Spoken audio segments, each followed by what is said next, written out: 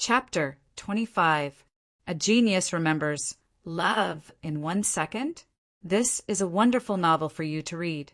There were monsters and Taoist cultivators. In the magical Eastern countries, there were both past and present lives. Ordinary people might not believe it. However, Luocio was the kind of person who would believe it without any proof.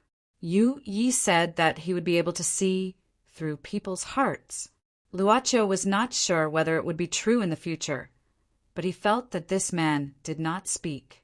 Just like when he looked at this man in the eyes at the auction, he did not feel any malice from this man. He helped the man up and touched the other white jade in his hand. He began to listen to this man's story. This man was 34 years old. His name was Su Haud. He used to be an unmarried courier in a nearby transportation company. When he was young, he had a strange dream. In a magnificent hall, he saw the angry face of the emperor and the ferocious face of the guards with swords.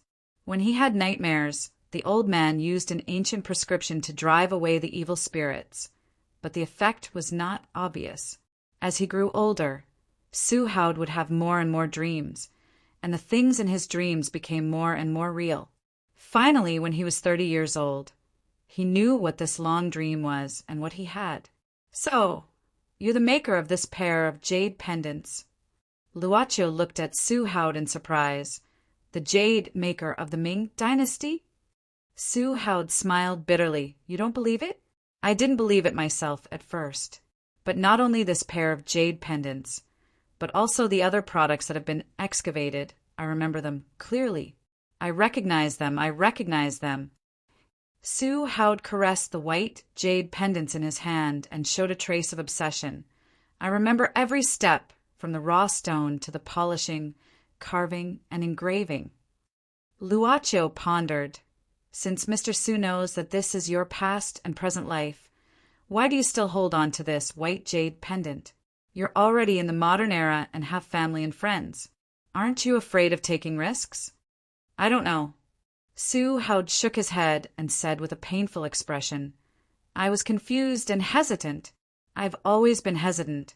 But when I saw the white jade tablet at the venue, it was as if I was possessed. I couldn't control myself at all. I knew that I was Su Haud, not an ancient person from 500 years ago. However, another voice also told me that I couldn't just watch Sanyang be bought by someone else. We've been separated for 500 years. I don't know when we'll meet again." "Third Madam." Su Haud let out a wry smile and sighed. "I used to be a master of jade crafting.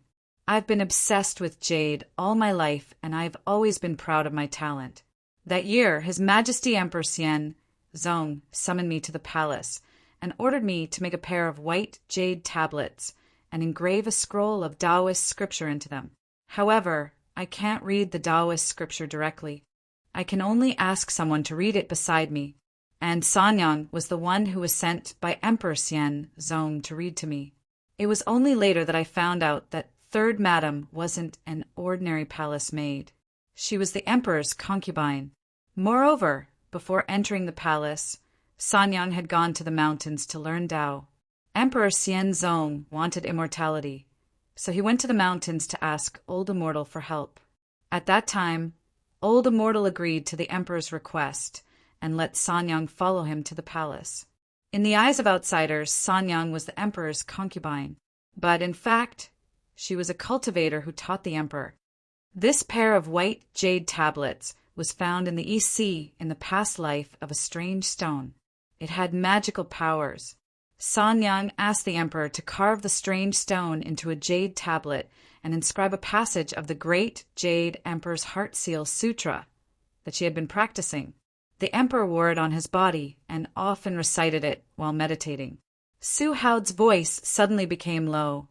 During those days, Sanyang was my companion. She was originally an otherworldly person, but she met me. It was my fault for messing up her Tao heart. However, those days were the happiest days of my life. Unfortunately, the good times didn't last long. The day of the completion of the white jade tablets came. I knew that when the tablets were completed, Sanyang would return to the emperor's side. I also knew that even if we loved each other deeply, there was no way for us to be together. Su Hao sighed and said, I secretly engraved Sanyang's name and mine on this pair of jade tablets. I hoped that when Sanyang saw it, she would feel a little comforted. As he said, Su Hao spread out the white jade tablets in his hand. This is engraved with my usual signature. The one in your hand is more secretive and needs light to show it. It's Sanyang's name. It's the most common thing for jade craftsmen to sign their names on their products. Especially me. I had already regarded signing my name as the most common thing because I was the best craftsman at that time, but I neglected that this was for the emperor. How could the emperor wear someone else's name on his body all the time? The emperor not only found my name, but also Sanyang's name. He was furious at that time. Su Hao said in a hoarse voice, Only then did I know that the emperor wanted immortality, but he also fell in love with Sanyang at first sight.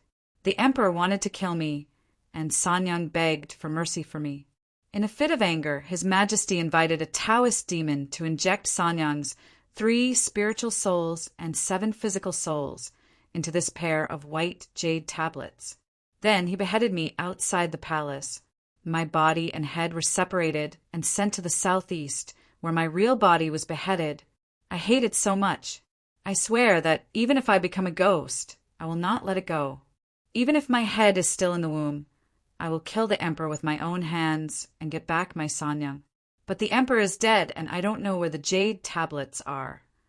I have been looking for it, one life after another.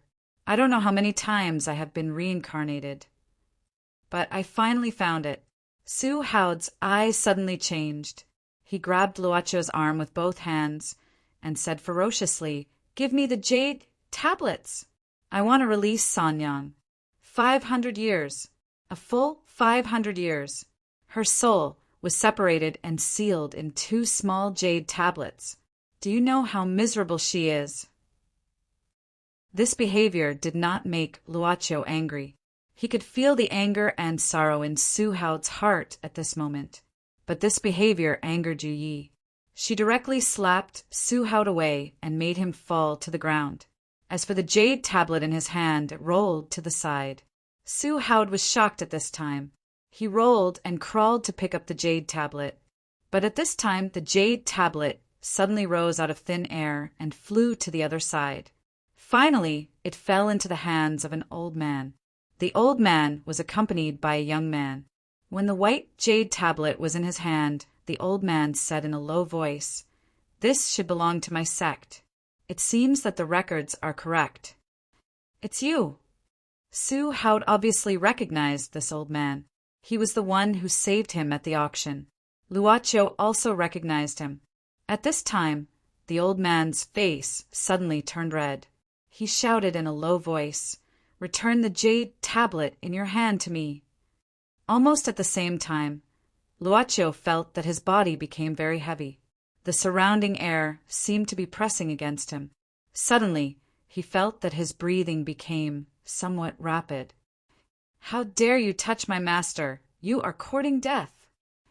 Chapter 26. Genius remembers. Love, go, go, go little in 1 second.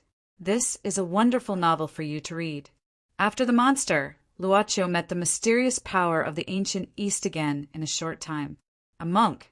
The old man gave him a strange sense of oppression at the beginning, but the pressure soon disappeared.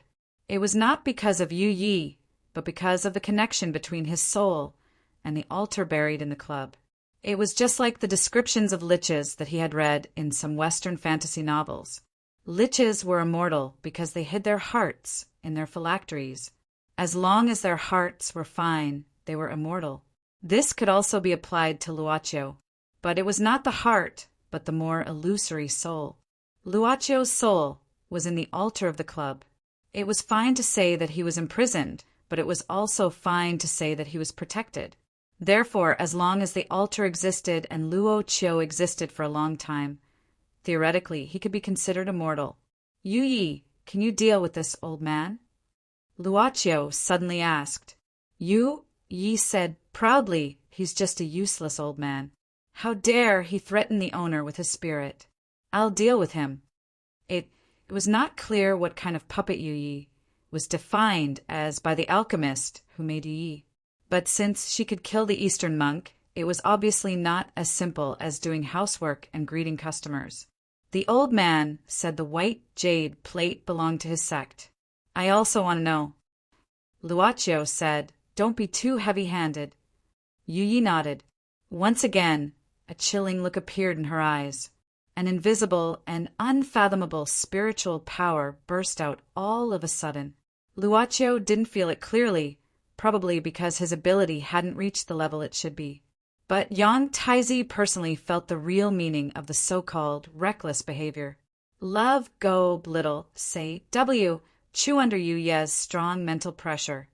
Yang Taizi saw mountains of swords and seas of flames, as if he was under the wailing of thousands of ferocious ghosts. He guarded a little bit of peace and quiet in his fate altar. In Eastern cultivation, the most important thing was the life spirit. If the life spirit was damaged, the best-case scenario would be Qigong deviation. In the worst-case scenario, it was possible that the cultivator would never be reincarnated. In just an instant, the old man once again realized the huge difference between the two. He couldn't help but regret going to the toilet in the Taoist temple used for cultivation on the mountain. But there was no other way. This white jade token was an important item passed down by his sect. As a descendant of his sect, he had the obligation to take back the white jade token. If it was just an ordinary treasure that had nothing to do with the sect, the old man would have already seen how terrifying this bizarre woman was back at the auction venue. He definitely wouldn't want to court death. Wait a minute. Please wait a moment. Fellow Taoist, this pair of white jade tokens indeed belong to my sect. I mean no harm. I just wanted to scare you. Yang Taizi hurriedly shouted. How could he care about his face at this moment? Cultivating the Tao, cultivating the Tao, cultivating longevity. If he were to die like this in this place, how would he have the face to meet his ancestors? Why couldn't cultivators judge the situation and size up the situation? Why did they have to be stubborn to the end? This was called following the path of fate. If you knew it was impossible, you wouldn't do it. If you really thought that everyone was born to be the protagonist and believed in the saying, don't be a coward, fight directly, then no one would know even if you died tragically. The year during the war, he and a group of people escaped to the mountain and disturbed a Taoist who didn't care about worldly affairs. Coincidentally, they were accepted into the sect of the old man. After a period of time, a group of senior and junior brothers had some achievements in cultivation and had extraordinary abilities. They all went down the mountain and wanted to make a career in the troubled world. They didn't want longevity, nor could they bear the hardships of cultivation. They just wanted to enjoy a lifetime of glory and wealth. But Yang Taizi was different. He knew how to judge the situation and size up the situation. He knew that although his abilities were much better than ordinary people, there were cannons and grenades everywhere in the troubled world. How could a body of flesh and blood resist them easily? Besides, it was stupid to think that he could dominate the world with just some superficial knowledge. Yang Taizi didn't go down the mountain, but chose to stay with his master. Many years later, he had obtained the true inheritance of his master. But his senior and junior brothers had already died in the war, leaving no bones. They could only build a simple cenotaph. As the saying goes, everything can be discussed. Don't be arrogant and willful because of petty benefits. When it's time to be a coward, you should be a coward. As the saying goes, there's still a long way to go. Who knows what will happen in the future? Taking things slowly was the truth of life. Therefore, Yang Taizi completely lowered his posture. In the secular world, these Taoists were mysterious and should be respected. However, in the world of Taoists, a little bit of strength was a little bit of strength. A little bit of difference was the difference between heaven and earth. It was not a shameful thing to lower one's head to a stronger opponent. Luaccio waved his hand to stop Yi. Seeing an old man being bullied like this, he didn't feel much guilt in his heart. In fact, he especially disliked those guys who took advantage of their seniority. Generation after generation was different. This was probably the mentality of most young people. But it didn't mean that they couldn't respect the elders. But the elders should be respected. If the first impression was already bad, there would be an invisible and intangible barrier between people when they started to pay New Year's greetings. Su Howd told me a story that I can believe. Luocho pondered. But what reason do you have to make me believe that this pair of white jade tokens is from your sect? Seeing that there was room for negotiation, Yang Taizi hurriedly said, "The High Jade Emperor's Heart Seal Sutra is engraved on this pair of jade tokens. But it's not the ordinary sutra that is handed down today, but an inner part. I can read some of it silently. If this guy is really a jade craftsman, he'll definitely recognize it and think that he can distinguish the real one." Luocho said indifferently, "Then let's have a try." Soon after, Yang Taizi recited a few sentences in his mind. It was probably something he recited randomly, which was incoherent and unclear. But Luocho carefully saw that Su Howd had some slight changes after hearing it.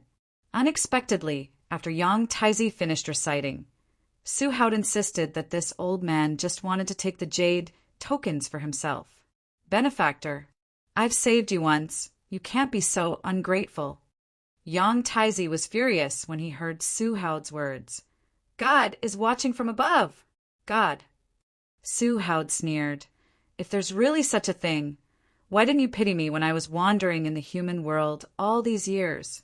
Why didn't you pity Sanyang when she was split into 3 parts and 7 spirits by a demon? You're telling me that God is watching from above? Bah!" Yang Taizi said that year the founder let Sanyang enter the palace to help Emperor Xianzong cultivate Taoism. He intended to let her gain experience in the human world, sharpen herself and polish her Taoist heart. Who would have thought that her heart would be moved and she would have an affair with you, angering the emperor? You're so arrogant because of your talent that you engraved the evidence of your crime on the jade tokens. You deserve to be beheaded. Sanyang and I truly love each other. Why would we care about the illusory immortality? You cultivators are so pure and simple. You're simply dehumanizing. You're just a group of cold-blooded animals who don't understand the true love of others. Give me back the jade tokens." Su Howd suddenly became crazy and rushed towards the old man. Luocho felt a bit annoyed when he saw this.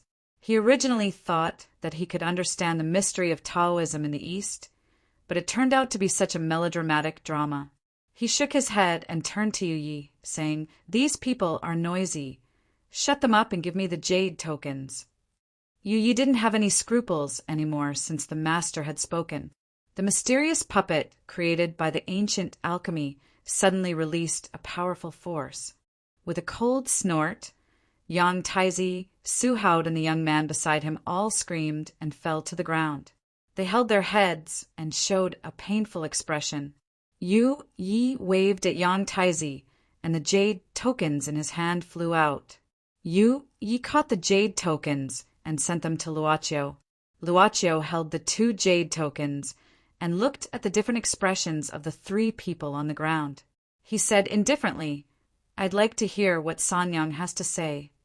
He gently put the 2 jade tokens together. "If you're still alive, if you know that there's an infatuated person looking for you for hundreds of years, and if you know that the descendants of your sect are also here, then show yourself." At this moment, the 2 pieces of white jade plates that were put together lit up. 2 streams of green smoke came out from the jade plates, circled in the air, and finally merged into one. It gradually took shape. Ha ha ha ha ha. 500 years. This old Taoist can finally see the light of day. The one who showed up was not Sanyang, but an unkempt and dirty-looking lunatic. Damn, it was another old man. Luocho was stunned and cursed. Fuck! Yen yen yen yen. Chapter 27. A genius remembers love in 1 second. /small. We provide you with wonderful novels to read. Evil Taoist. It's you. Su Howd stood there in a daze, his lips trembling slightly and his face turning pale. What came out of the white jade token was not Sanyang but one of his enemies. He did not know whether he should feel sad or angry. Even young Taizi showed a surprised expression, muttering to himself, "How could this be? How could this be? Is the secret record passed down by the sect fake? Is this not the real High Jade Emperor Heart Seal Sutra? No, the jade token does contain the High Jade Emperor Heart Seal Sutra. However, all of this is not what you know." The old man in the green smoke suddenly sneered, "You, Sanyang, you made me suffer 500 years of confinement. I, Taiyinzi, swore that if I break out of this cage, I'll make sure you'll never be reincarnated. You're Taiyinzi, the traitor who was expelled by the sect?" Yang Taizi's expression became more awkward. "Traitor? Ha ha ha ha. Ridiculous." The one called Taiyinzi laughed crazily. "Ridiculous? If you, Sanyang, that bitch, framed me, how could I be expelled by the sect? That evil woman should have been cut into pieces." Hearing this, Su Howd couldn't stand it anymore, shouting angrily, "Evil Taoist! You're not allowed to insult Sanyang. You made us separate for hundreds of years, and now you're slandering her. I won't let you go." Maybe because he was too scared, even if he used all his courage to say these words, Su Howd still couldn't help trembling. Taiyinzi sneered, "Idiot! Do you think that evil woman really loves you so much? I'll tell you, that bitch is good at scheming. She pretended to be in love with you, but in fact, she just treated you as a furnace to cultivate her heart. The deeper you love her, the more she cherishes you. When you two can't be together, the great sadness you'll face when you're separated is her real purpose." "Nonsense. You're talking nonsense." "Nonsense? Ha ha ha ha." Taiyinzi laughed sorrowfully. "Look at me. 500 years ago, I couldn't accept the enmity of being framed by that demoness. When she left the mountain and entered the palace, I followed her all the way. How did she make you fall in love with her? How did she use the true love between the two of you to cultivate her Tao heart of the great oblivion? I saw it all clearly. You're the only one who doesn't know. Do you really think you've met the love of your life? Do you really think she loves you and is willing to give herself to you? Under the moonlight? Let me tell you, that was just the lowest level of illusion. You're just daydreaming. Idiot! Idiot! Did you know that the moment you were ordered to be executed by the emperor, you, Sanyan, succeeded? She saw your head being separated from your body with her own eyes, and she shed tears of sorrow. At that moment, her great oblivion had reached the small perfection stage. Her power has increased greatly, and I am not her opponent at all. Emperor Xianzong asked me to deal with you, Sanyang, but I was no match for her. In the end, my 3 souls and 7 spirits were beaten out by her and sealed in this pair of white jade plates. She pretended to be me, took the white jade plates and handed them to Emperor Xianzong. Then she faked her death and escaped. From then on, she was free and unfettered. Humph! Everyone was in her trap. Only you, an idiot, didn't give up after 500 years and turned into a vengeful spirit. Don't you think you're an idiot? You lied to me. I don't believe it. I don't believe it. Su Howd rushed madly towards Taiyinzi in the green smoke. He waved his arms and fists, but he couldn't hit the green smoke that didn't have a body at all. Finally, he was exhausted and fell to the ground. With a hoarse voice and an infatuated expression, he kept repeating, "You lied to me. You lied to me. You lied to me. Sanyang is true to me. She's sincere. I lied to you? Idiot. If I lied to you, why am I the one trapped in the jade plates instead of you, Sanyan?"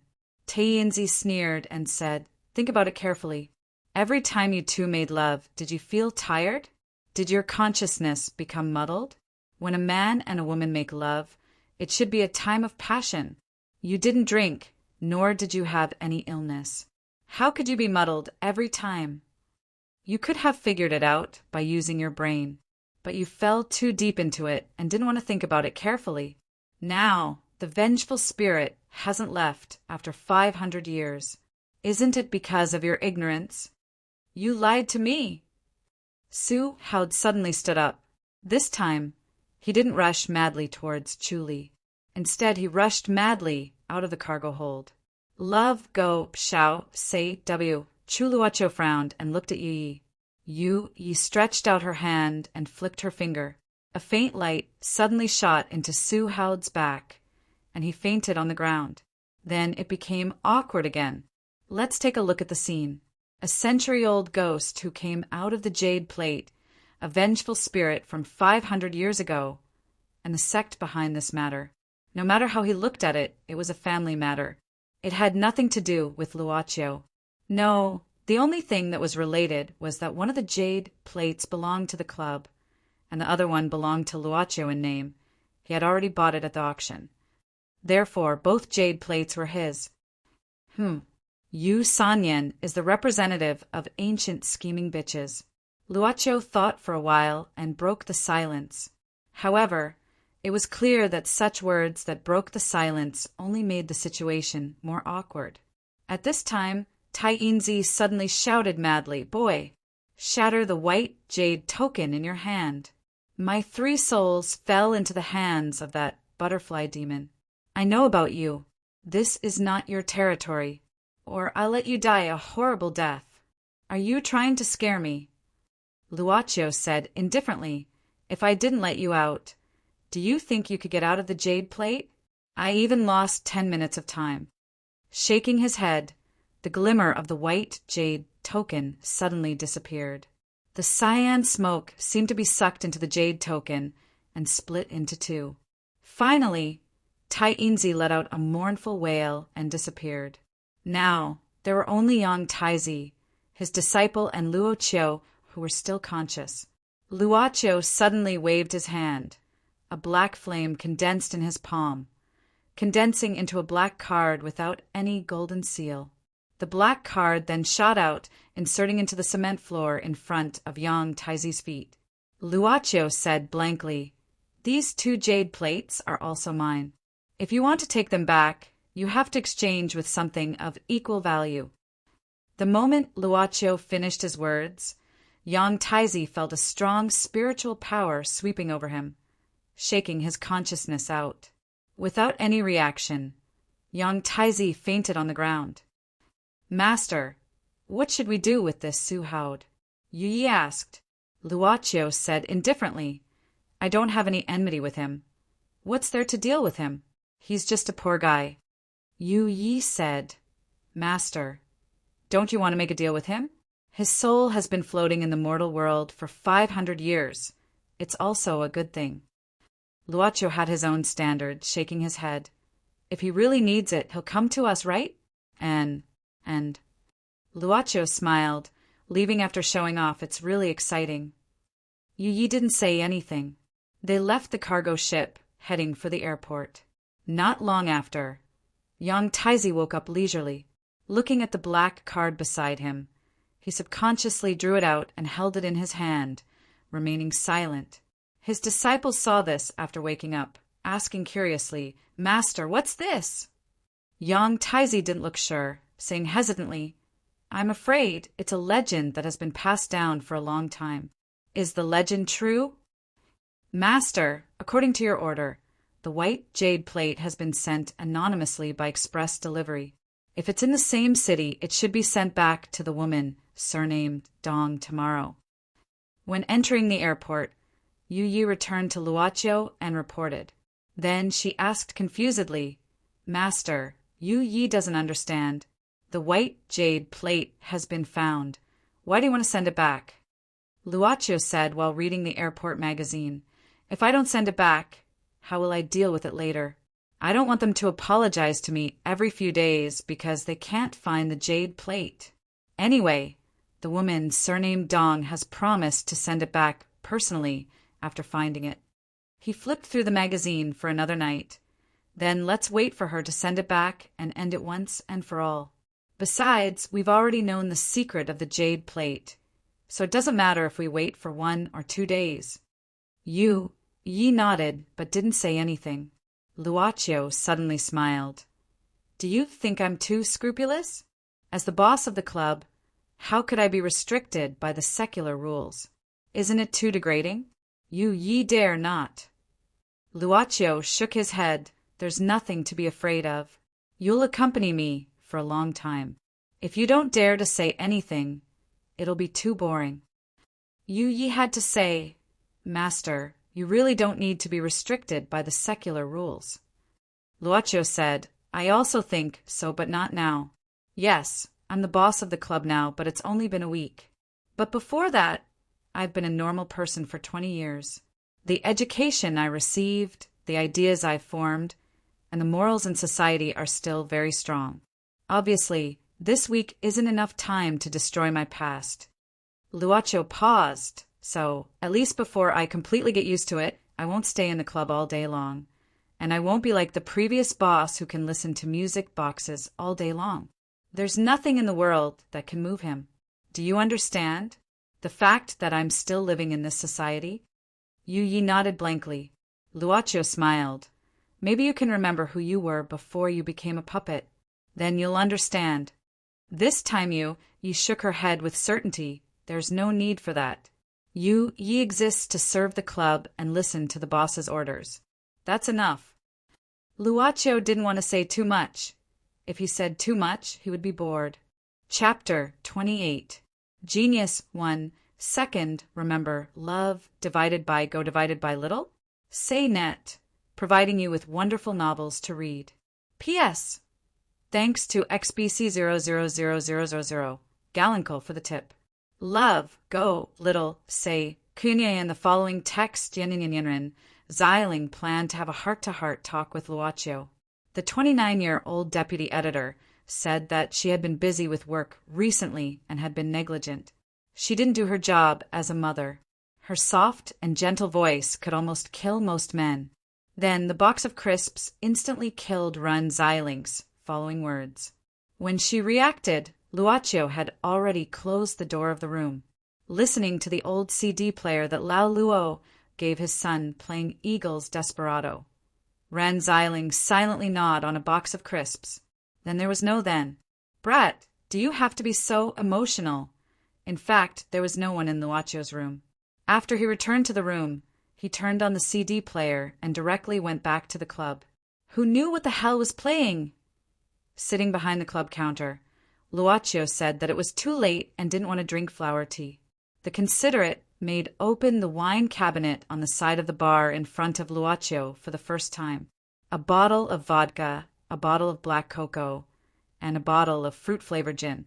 You looked at Luaccio with a faint smile on her face.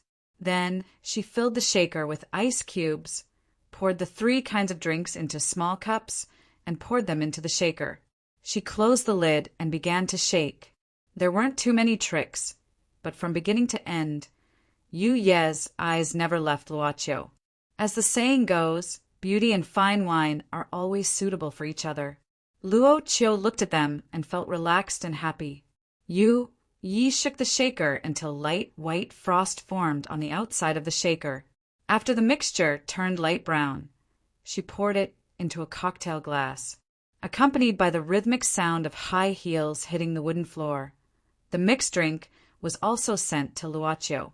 Luaccio joked, I think I may have to invade the kitchen next time. Yi looked at Luaccio in confusion. Luaccio smiled and said, because it's really a pleasure to see you cook or mix drinks. Yu's faint smile turned into a smile. She walked slowly to the club lobby to have a nap. There was an old vinyl record player made of old pine wood placed here. Yi put down the black record, pressed the needle, and slowly turned around. A soft and mysterious movement began to play. Yi returned to Luaccio's side and sat opposite him. The maid revealed a languid expression. Her legs were crossed under the hem of her skirt, and her elbows were placed on the round table. She cupped her face with her hands. Luaccio took a sip of the mixed cocktail. He originally thought that it should be very strong mixed with vodka and gin wine, but he didn't expect it to be sweet and refreshing. Maybe it was because of the other black cocoa.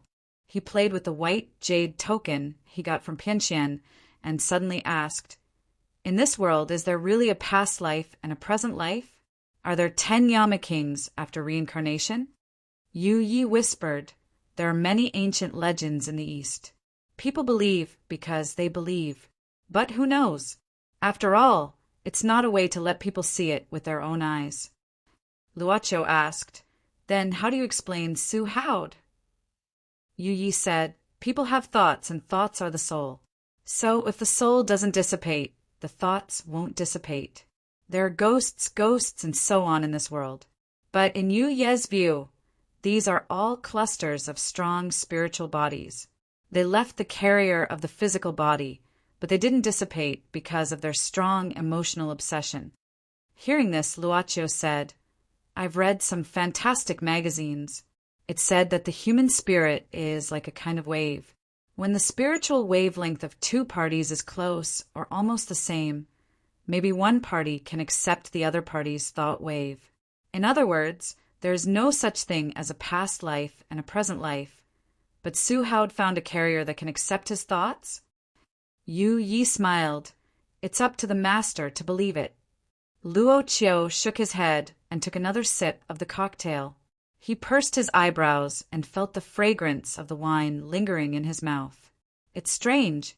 If there's reincarnation, where did the first human come from? There weren't many humans in the beginning. Now the population has exploded. If the dead can reincarnate, where did the first human come from? But maybe it did exist. The existence of the soul was not explained by the spirit, and there was also a kind of unknown management that could explain this phenomenon without reincarnation." Thinking of this, Luocho felt that he might fall into an unknown dead end if he continued to think about it. He didn't want to be a philosopher, so he shook his head self-mockingly and stopped thinking about it. Then the bell placed at the door rang. Zhong Luochen came, travel-worn. On the way, Zhong Luochen checked the information of this street with the map on his mobile phone. He didn't find the existence of the club on the map, but another shop, even a picture of the street, was marked. However, the club miraculously replaced the shop. He once stood at the entrance of the club and found that one after another passers-by walked past him into the club he saw. However, they quickly walked out with only some supplies. Obviously, the club that he saw and the shop that the pedestrians saw were in the same location, but they were probably in different spaces. Zhong Luochen was in awe of this magic. He took a deep breath and pushed open the door of the club again. He saw the man with the clown mask and the beautiful woman dressed as a maid. Zhong Luochen was not in the mood to linger on such beauty, so he came straight to the point. "Mr. Clown, I brought my grandfather here, and he's staying in a hotel nearby." Luocho waved his hand and stopped Zhong Luochen from talking. Then he waved the black cane in his hand, and something even more mysterious and unimaginable appeared in Zhong Luochen's eyes. The corridor was filled with soft lights and carpeted.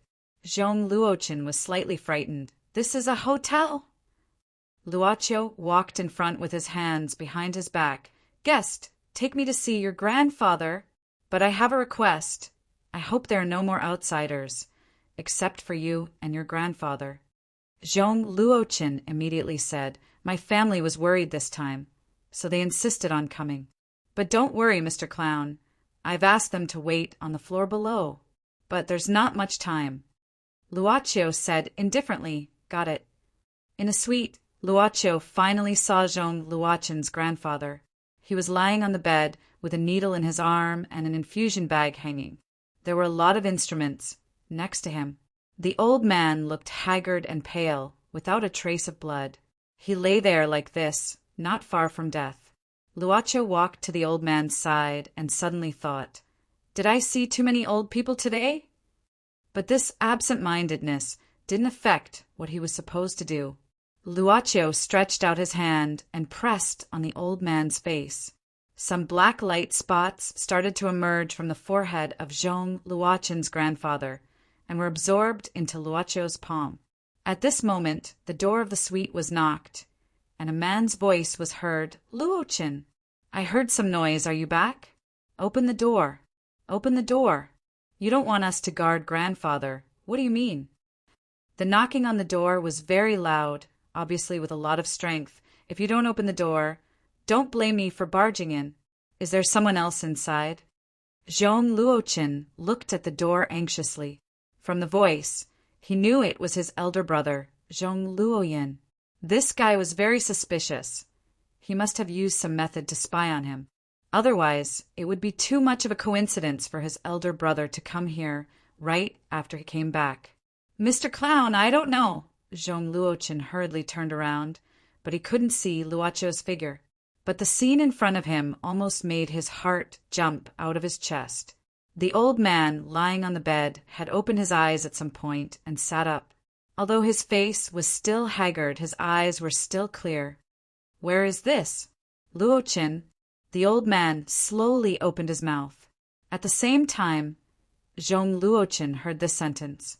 Customer, we have delivered the goods you requested. The transaction is complete. Zhong Luoqin was dazed for a moment, and he found himself in a pitch-black world. A sheepskin scroll floated in front of his eyes and burned, then disappeared.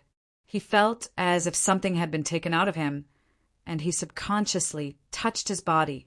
His vision became clear at this moment, and he was back in the suite. Perhaps because he saw Zhong Luoqin's strange appearance, the old man slowly opened his mouth again. Luoqin, what are you looking for? Zhong Luoqin suddenly shivered and stopped his hands. He looked up at the old man and suddenly fell to the ground. He didn't feel the slightest bit of joy that he should feel. It was as if he was looking at a complete stranger. Luoqin. The old man opened his mouth for the third time. Zhong Luoqin swallowed his saliva and stood up. He didn't know what his expression was, but he knew that he tried his best to squeeze out an expression of ecstasy. Chapter 29. Genius 1. Second, remember love, go, /small. We provide you with wonderful novels to read. PS1. Thank you for your only for the desire in my heart's tips and your silent votes. Today's weather is very good. Of course, I'm here laughing. Yen yen yen yen, the following text, yen yen yen yen, miracle. It's really a miracle. No, this is already a miracle. The Zhong family members were relieved to hear the attending doctor's excited speech as he examined old Master Zhong's condition.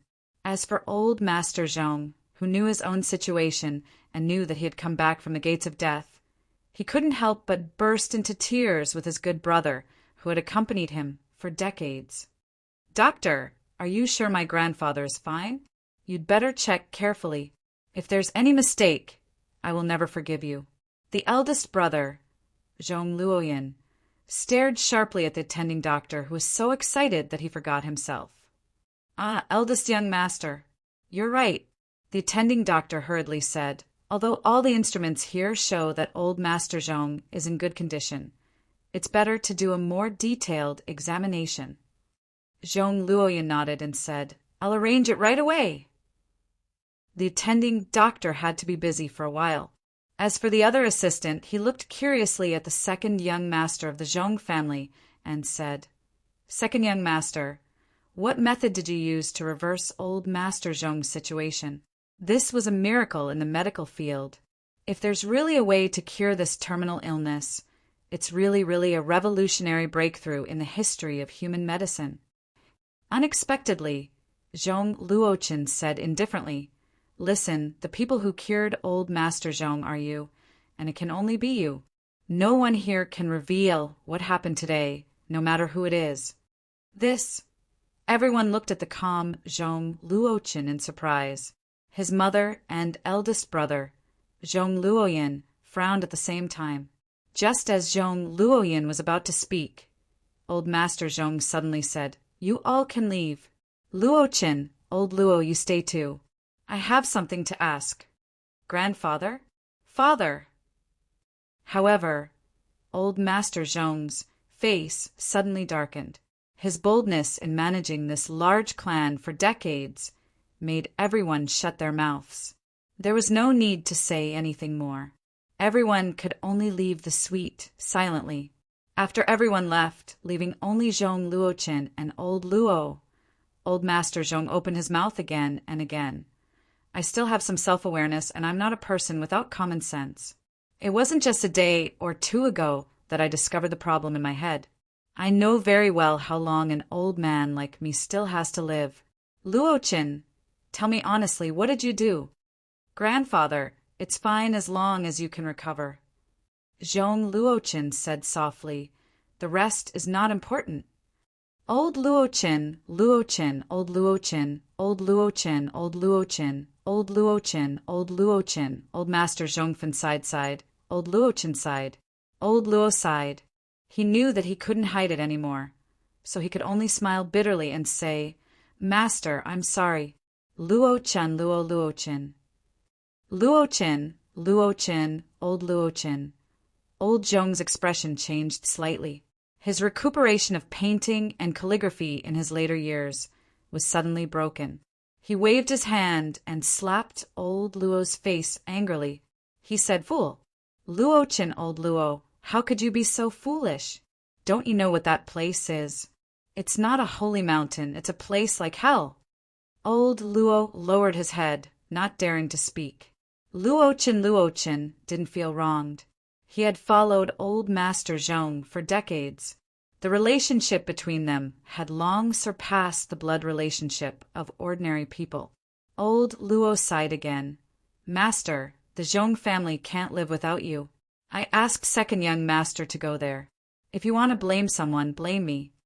Old Master Zhong smiled bitterly. What's the use of blaming you now? But Luoqin. He turned to Zhong Luoqin, taking a deep breath. Son, tell me honestly, what did you use in exchange for my life in that place? Zhong Luoqin opened his mouth, wanting to say something. Old Master Zhong shook his head. That place is mysterious, but if no one knows, how could you find it? Your grandfather Luo told you, and I told him. Zhong Luoqin had to tell him everything, including how he got the black card from Guyu Zhai and what happened in the club. Seeing Zhong Luoqin saying all this without the slightest bit of emotion, the old Master Zhong could not help but say sorrowfully, using your lifetime of happiness in exchange for 5 years of my life, an old man who should have died. Silly child, do you think it's worth it? Zhong Luoqin said indifferently, it's worth it. Grandpa, don't you know that once you fall, the Zhong family will fall apart immediately? Our Zhong family has meddled in too many things. My father, who should have been responsible for these things, became like this in his early years. And the third generation, whether it's my elder brother, my younger sister, or me, we haven't matured yet. He sighed.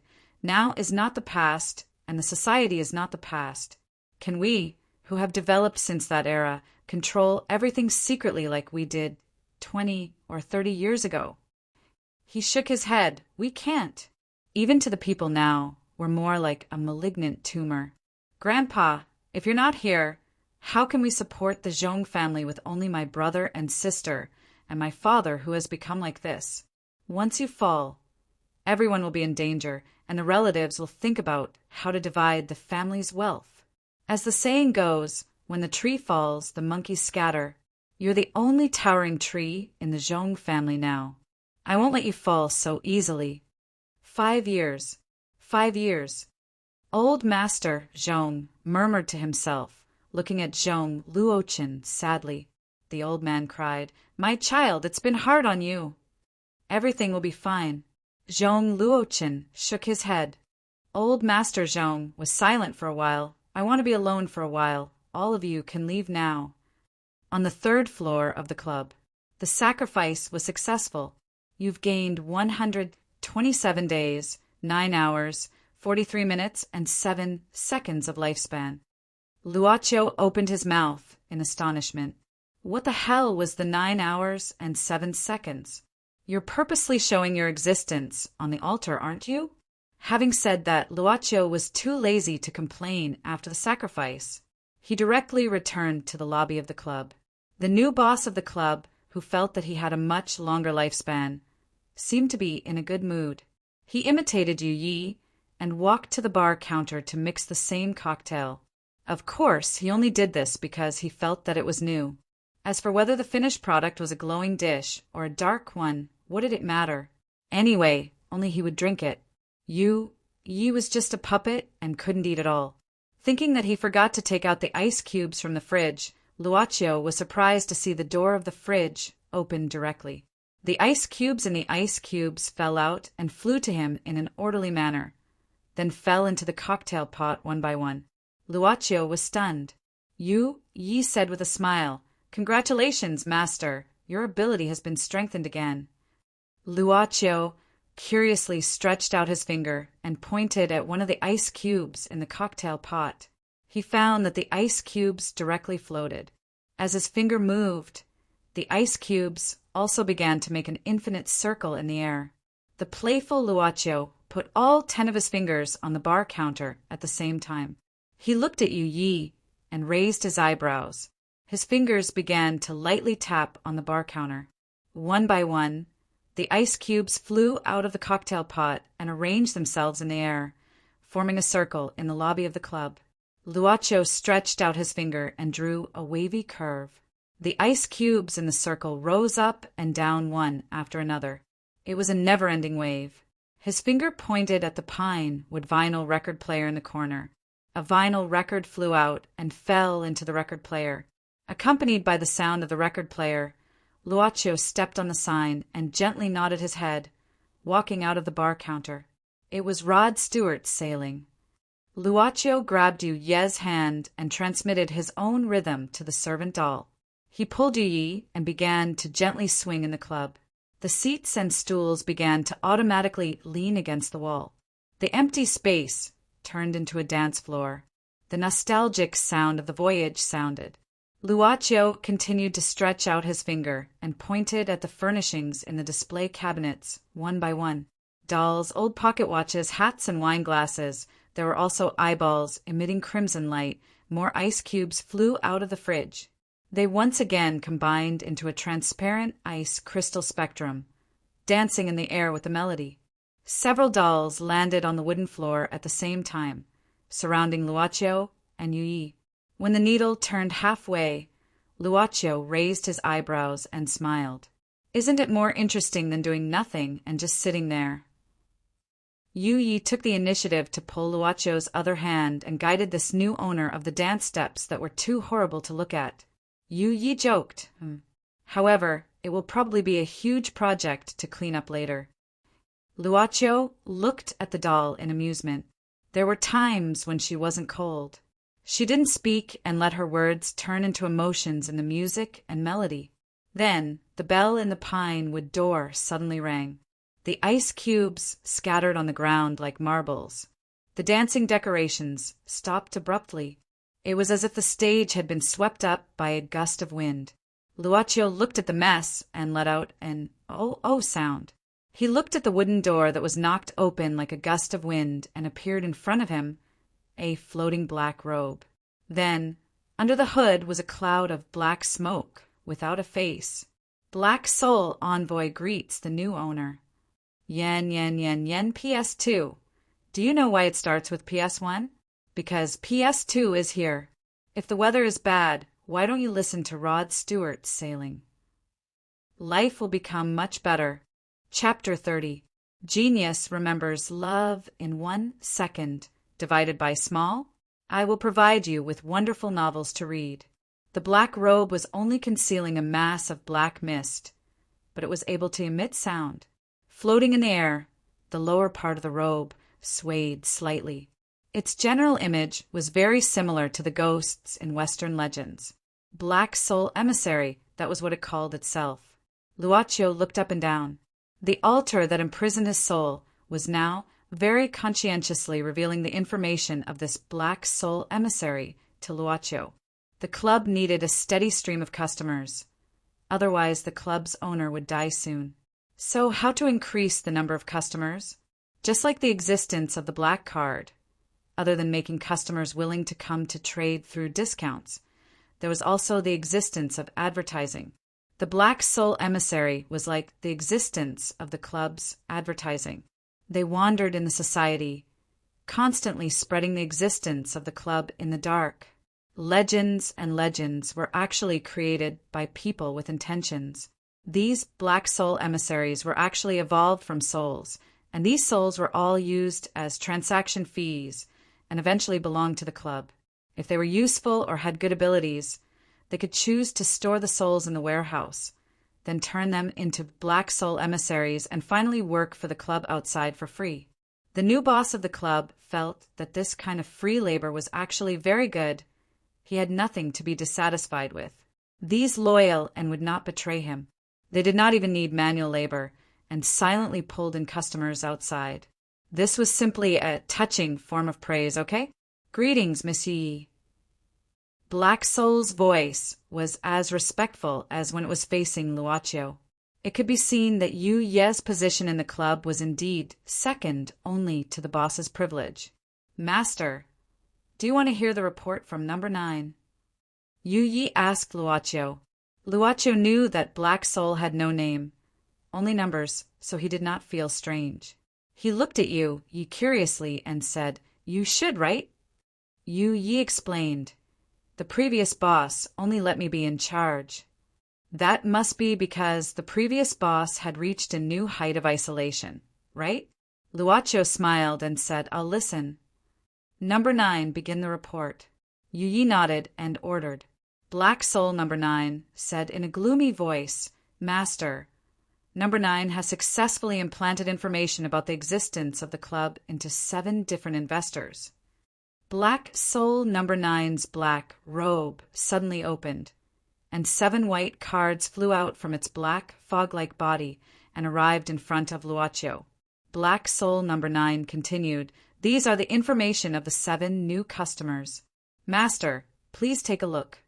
As long as he put his finger on a white card, he would be able to know the information sealed in the card, instead of reading a long document or listening to a boring introduction. Luaccio felt really good as he started to select one of the white cards without thinking. Yu Yi was afraid that Luaccio didn't know the rules, so she said softly, "Master can choose the right one from the 7 new investors and give the black card discount." "Of course, you don't have to make black cards. Black Soul has been doing this kind of business for many years, and more than 70% of the investors they choose will come to the club. The black card discount was just a means to attract transactions, but if they really needed it, they would come even if there was no discount. For example, Butterfly Demon Pianxian was one of them. Of course, the reason why Black Soul's potential customers were called potential customers was because these people were able to pay more than the customers who did not have the black card, did not know the legend, and just came in by themselves. They would have more opportunities. Black Soul called it a business.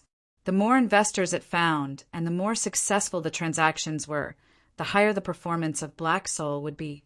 High performance could also bring some benefits to Black Soul. For example, it could have a physical body, recover some memories, and be liberated from the labor of the club. Well, the last reward could actually be crossed out manually, because in the history of the club, no Black Soul had successfully obtained the liberated reward. Luaccio read the credits of the 7 white cards while asking Yi, "How many Black Soul envoys do we have?" "Now, there are 21 left." Yu Yi quickly reported the number. Luaccio was surprised, so few. Yu Yi explained, "Master, you already know that there are monks and demons in this world. So, there are some strange people who use the slogan of exorcism to subdue demons. The existence of Black Soul envoys is very similar to evil spirits, so there are always some troublesome exorcists or demon subduers in this world who will target and eliminate Black Soul envoys." Yu Yi explained in more detail, because in the eyes of these people, the club is an evil existence. It is indeed an evil existence, Luaccio ridiculed in his heart, but he listened silently. So, in the name of justice, they have been trying to eliminate the club for all these years. Yu Yi sneered, "It's just that these guys are overestimating themselves. They don't know that the reason why the club hasn't done anything to them is that these guys themselves can provide a large amount of transaction fees." Looking at the other side of the puppet girl, Luaccio continued to listen in silence, We won't choose to directly retaliate against these troublesome people. Instead, we will let more black soul envoys lure them, as long as they have something in their heart that is their weakness. The soul of a righteous and noble demon subduer is comparable to the souls of dozens, or even hundreds, or thousands of ordinary people. Luaccio, who didn't intend to express his opinion, frowned and said, "If so, then there should be a lot of black soul envoys. Why are there only 21 left?" Yi said, "On the one hand, it is to show weakness. If there are too many black soul envoys, it will make these self-proclaimed righteous people feel despair, and sooner or later they will be wiped out. If they are wiped out, there will be no way to cultivate more offspring, and one of the club's most important sources of transaction fees will disappear. On the other hand, the former boss didn't have the heart to work in recent decades. After the accumulated black soul envoys were wiped out one by one, he didn't replenish them." Luaccio nodded and put away the white card in front of him. He looked at black soul number 9 and said, "I'll read these materials slowly. You can continue with your work." Black soul number 9 didn't say anything and silently left the club. Luaccio looked at Yi and said, "I want to go to Boss Asthus's room to have a look." Boss Asthus was the former club owner who made a deal with Luaccio and sold the club to Luaccio, and the former boss's room was always locked. Of course it could be opened. Chapter 31. Genius 1, Second Remember Love /go/little? Sure, Net provides you with wonderful novels to read. The old door axle made a long squeaking sound when it was closed. Because the window had not been opened for a long time, the old smell in the room was released. Boss Ozus wasn't someone from this era, so it wasn't surprising that the furnishings in the room were ancient.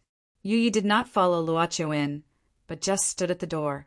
Maybe it was out of respect for the former boss, or maybe it was out of awe. Of course, it could be something else. This room would probably be a rare treasure house in the eyes of a historian. But in fact, everything in the club could be called a treasure house.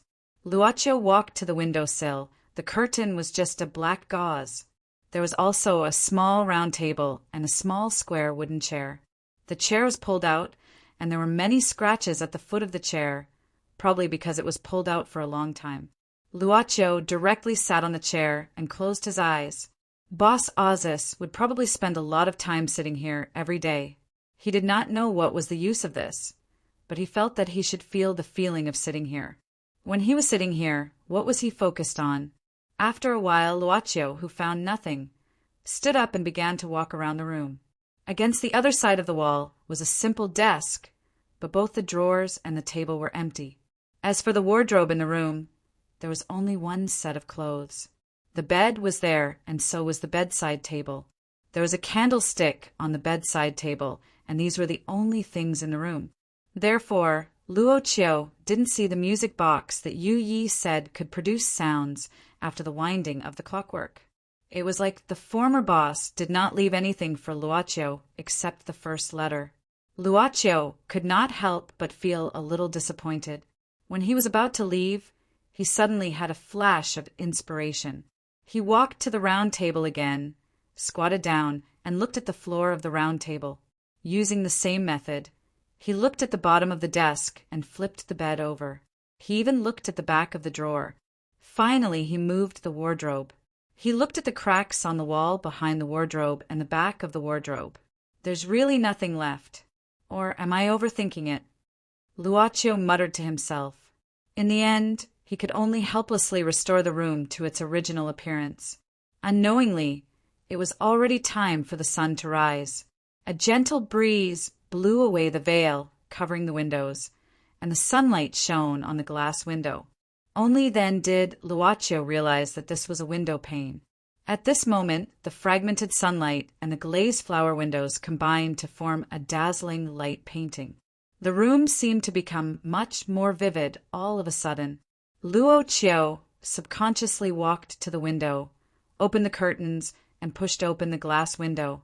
Outside was the commercial street that he was familiar with in the early morning. It was the commercial street he was familiar with. Luaccio closed the window pane. When he was about to pull up the black window screen, he saw the sunlight reflected on the wooden floor through the window pane. It was a neatly arranged pattern, but Luaccio was afraid that it was a kind of ancient text. But it seemed that they would disappear soon, probably because of the angle of the sunlight. Luaccio directly grabbed his mobile phone and captured the scene on the floor. At this time, the text had become blurred and soon melted into a fragmented light. Luaccio showed the captured image to Yu Yi. Yu Yi, do you recognize these words? Yu Yi just shook her head and showed a surprised look. Even if the maid had worked here for 300 years, she had never walked into Boss Isaac's room, so it was probably the first time she saw this kind of thing.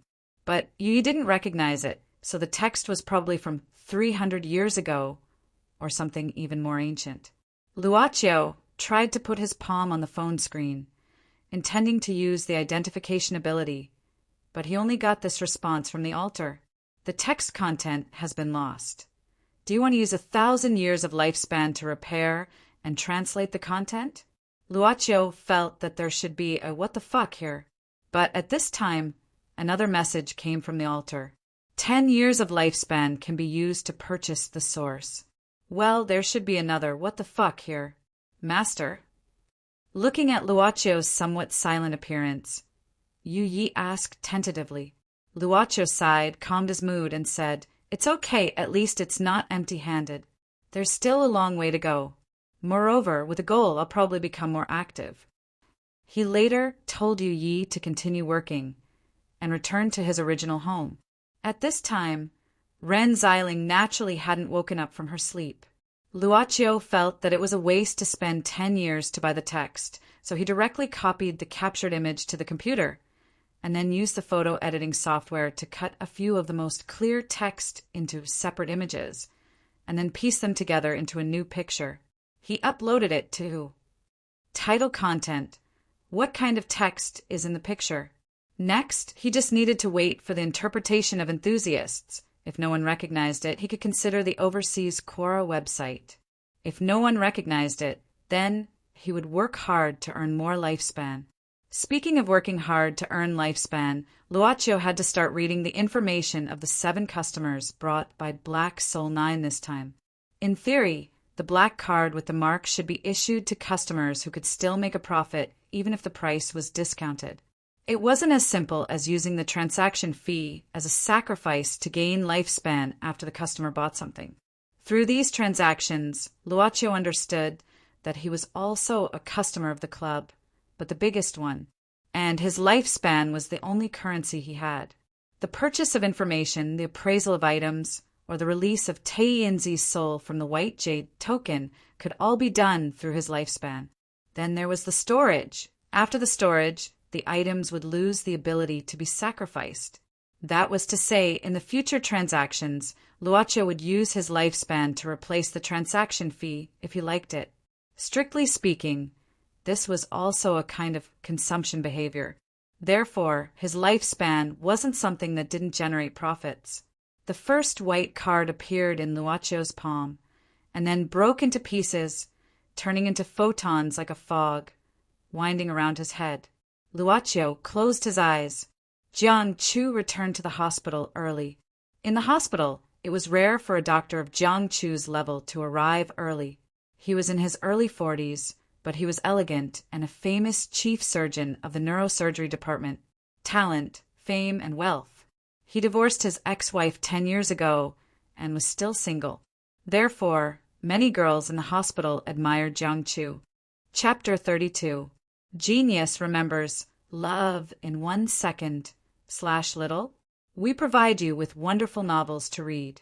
Jiang Chu stared blankly at the black card that suddenly appeared, as if a whirlpool was dragging him into it. He stared strangely at the black card for more than 10 minutes, not moving at all, as if he had heard a voice that would often appear beside him for no reason during this period of time. Dr. Jiang, the director, wants to see you in his office. At this moment, the voice of the girl on duty sounded. Jiang Chu was stunned. He raised his head and found that his back was wet. He said absent-mindedly, "Oh, I know, I'll be right there." Jiang Chu hurriedly closed the file, but after a moment of hesitation, he finally put the black card into the pocket of his white coat. A few minutes later, Jiang Chu arrived at the director's office. The director, who had just celebrated his 63rd birthday last month, looked much healthier than the average middle-aged man in his 50s. The director saw Jiang Chu, whom he valued, and immediately smiled. "Jiang Chu, I knew you would be willing to wait for me at this hour." "Director, is there anything I can help you with?" Jiang Chu sat down. The director said, "Here's the thing. I need your help with this matter." Jiang Chu said seriously, "Director, just tell me what's the matter." The director sighed. "I have an old classmate. His granddaughter was found to have an incipient tumor in her brain. He found me. Well, I've checked the patient's condition in detail these days. Then I recommended you to him."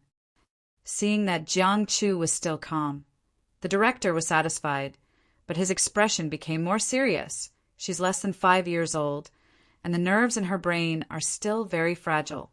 To be honest, there are so many doctors in the hospital, and I don't trust anyone else except you."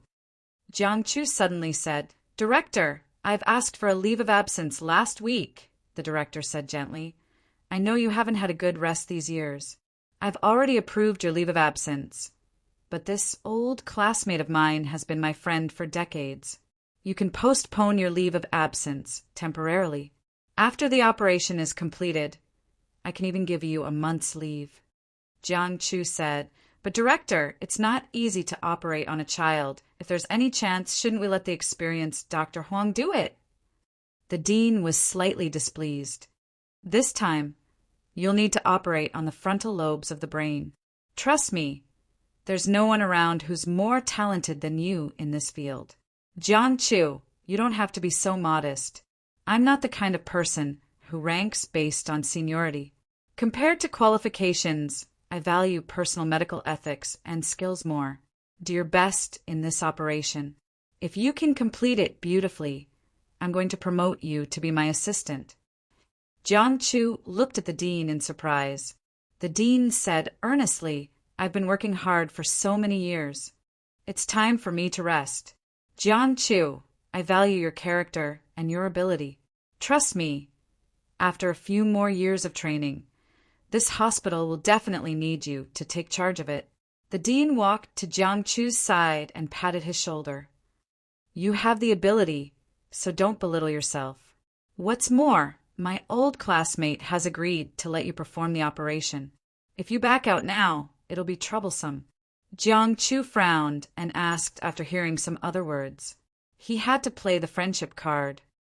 "Professor, just tell me frankly, who's that person?" "He's an old man in the health bureau. Although he retired, his words still carry a lot of weight." The dean smiled. "Have some confidence in yourself and don't feel too pressured. Although this operation is difficult, it's not a problem for you. Don't let me down." Jiang Chu had to say, "I want to see the patient's information first." "No problem. I'll send it to you in a moment." After saying that, the dean started to patrol. As for Jiang Chu, after returning to his office, he stared blankly at the table with a long face. He suddenly looked at his hands. After a while, he suddenly took out a small knife from the pen holder and held it like a scalpel. But as soon as he held it, his wrist began to tremble slightly. Jiang Chu waved his hand abruptly and threw the small knife on the ground. Then he covered his face in pain. Both of his hands were trembling.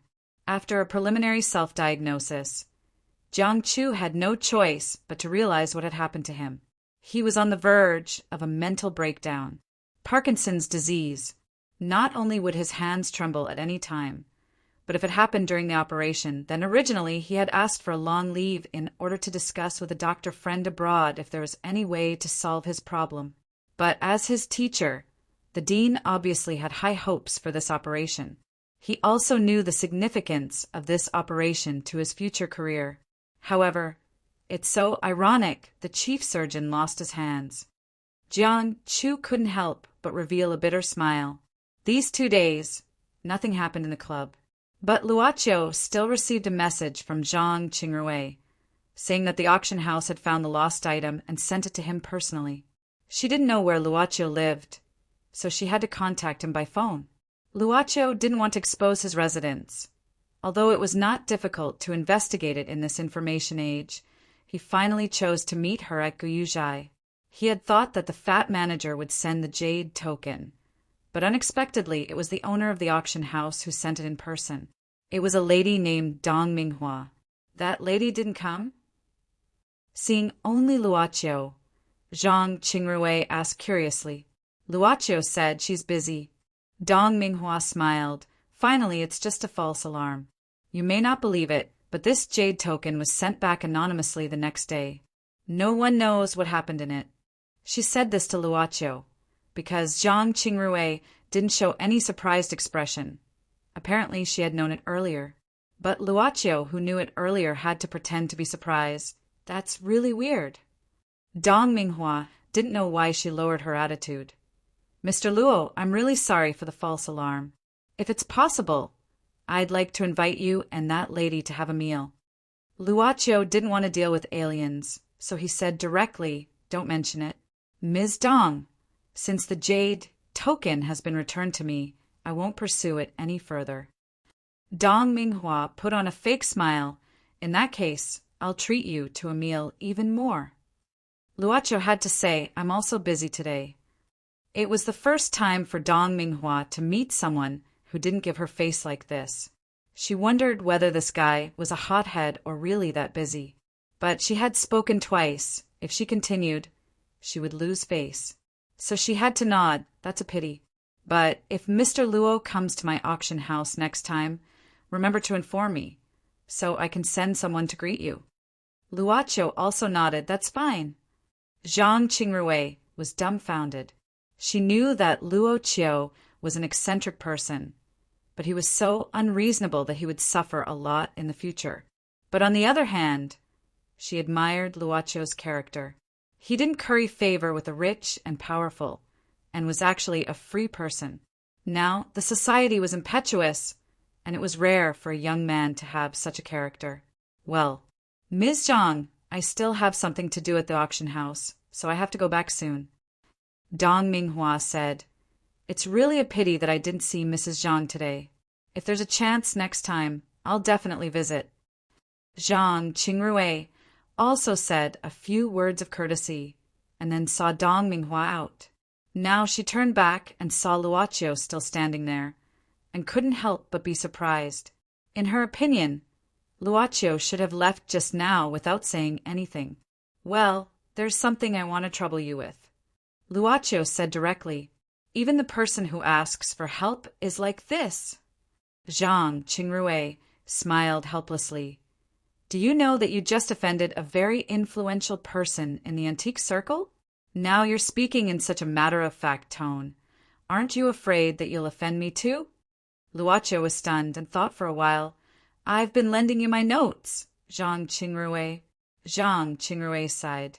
Tell me, what's the matter? But just after she finished speaking, Zhang Qingrui frowned and said angrily, How can you use this kind of thing to force me to repay you? Stingy. But I've lent you my notes many times. Yin yin. Chapter 33. Genius 1.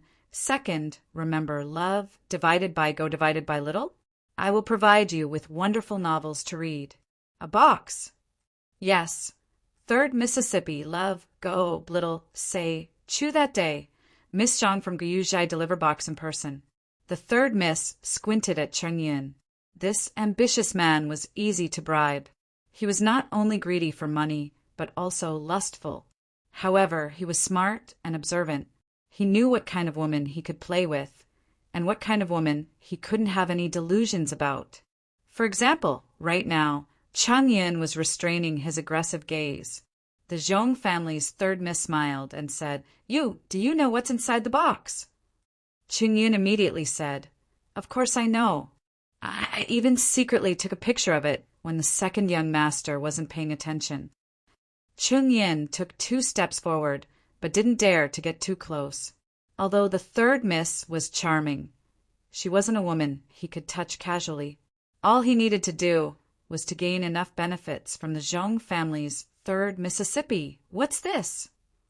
The third Miss frowned at the picture on her phone. Chunyin said, I'm not sure, but it should be a strange black card.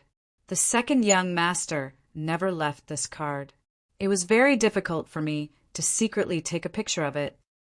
The picture was taken from the back of the person's shoulder. That day, after the second young master got this card from Miss Zhang, he went out alone. Not long after, he asked me to arrange for him to return to the capital. I didn't expect that he would bring the old master here. What's more, the old master miraculously recovered. The third miss pondered for a moment and suddenly said, Chunyin, can you help me get this card? Chunyin's face slightly changed. This? Third miss. The second young master never left. What? The third miss chuckled. When you get benefits from me, no matter how much it is, you only nod. You only shake your head when I ask you to do something for me. I didn't mean that. Chunyin frowned, but the old master's condition is getting better these 2 days. The doctor also said that he's fine except for his weak body. I heard from the second young master that the old master might go to Guyuzhai tomorrow. I'm guessing that this card might be returned, because when Miss Zhang called the items over, she said that you have to return them after using them. Otherwise, you'll have to bear the consequences. The Zhong family's third miss said indifferently, isn't that good? Since there would be a handover, wouldn't the opportunity to make a move come? Do it well. If you are loyal to me, there will be many benefits for you. But if she's useless, I don't think second brother would want someone who would betray him. Right? I know. Chungyun hurriedly nodded and left in fear. The third daughter of the Zhong family walked to the floor-to-ceiling window of the 9 o'clock suite. She lifted the curtain and looked at the busy street. That guy from Guyuzhai. He's a taboo in the capital. Second brother has been here for more than a month. What does that black card mean? She seemed to be looking forward to it and subconsciously played with the old ring-shaped pendant around her neck. You want to learn how to appraise antiques? Zhang Qingrui looked at Luochio with surprise. She remembered that last time when Rin Xiling brought her here, Luochio suddenly became interested in antiques, so he wanted to learn about them.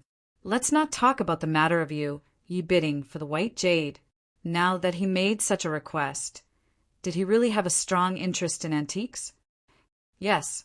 Luochio nodded and said straightforwardly, I know antique appraisal is a profound knowledge, so I don't want to reach the sky in one step. So I want you to introduce some basic knowledge to me. As if afraid that Zhang Qingrui would misunderstand, Luochio continued, Of course, you can introduce some basic books and information to me. I don't want to disturb you. Zhang Qingrui thought for a while and said, That's fine.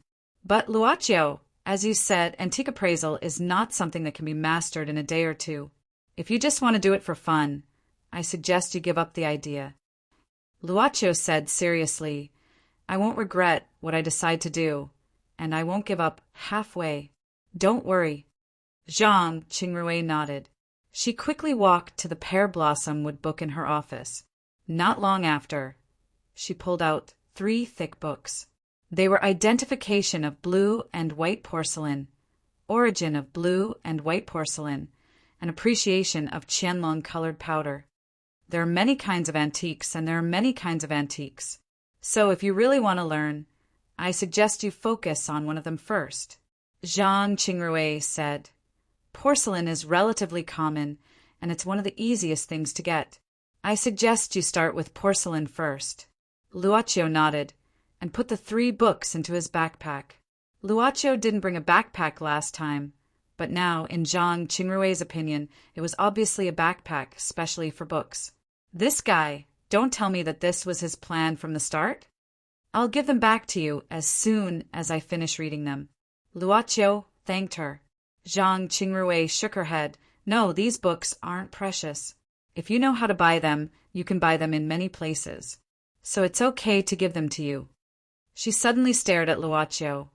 Take it as a thank you gift for someone who often borrows my class notes. Luocho thought this girl also had a petty and vengeful side, so he had to say, "Okay, I'll write it off." Zhang Qingrui didn't know whether to be angry or amused. She sneered and shook her head. "I've given you the books. Do you have anything else to do?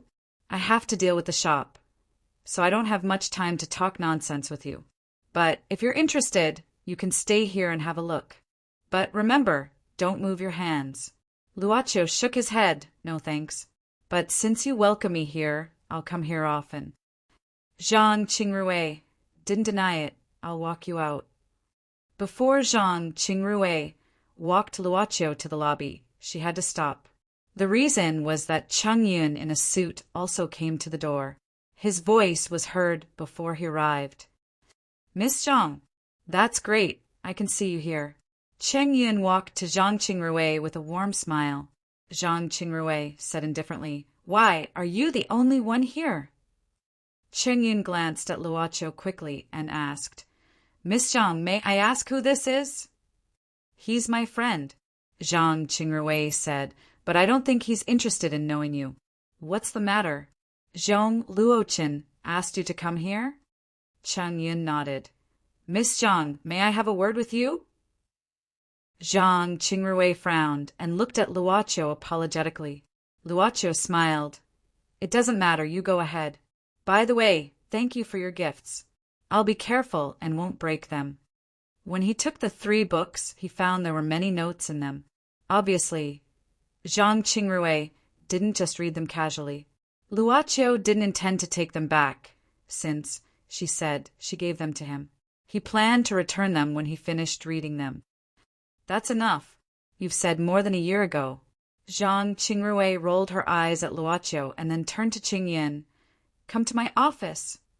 Cheng Yin didn't dare to delay and followed Zhang Qingrui. But when he looked back, he found Luocho really left. He frowned. What's the relationship between this guy and Zhang Qingrui? They look very close. In the office, Zhang Qingrui directly asked Cheng Yun's intention. Cheng Yun considered. "Miss Zhang, here's the thing. Second young master asked me to come over this time, mainly to pass a message to old Madame Zhang."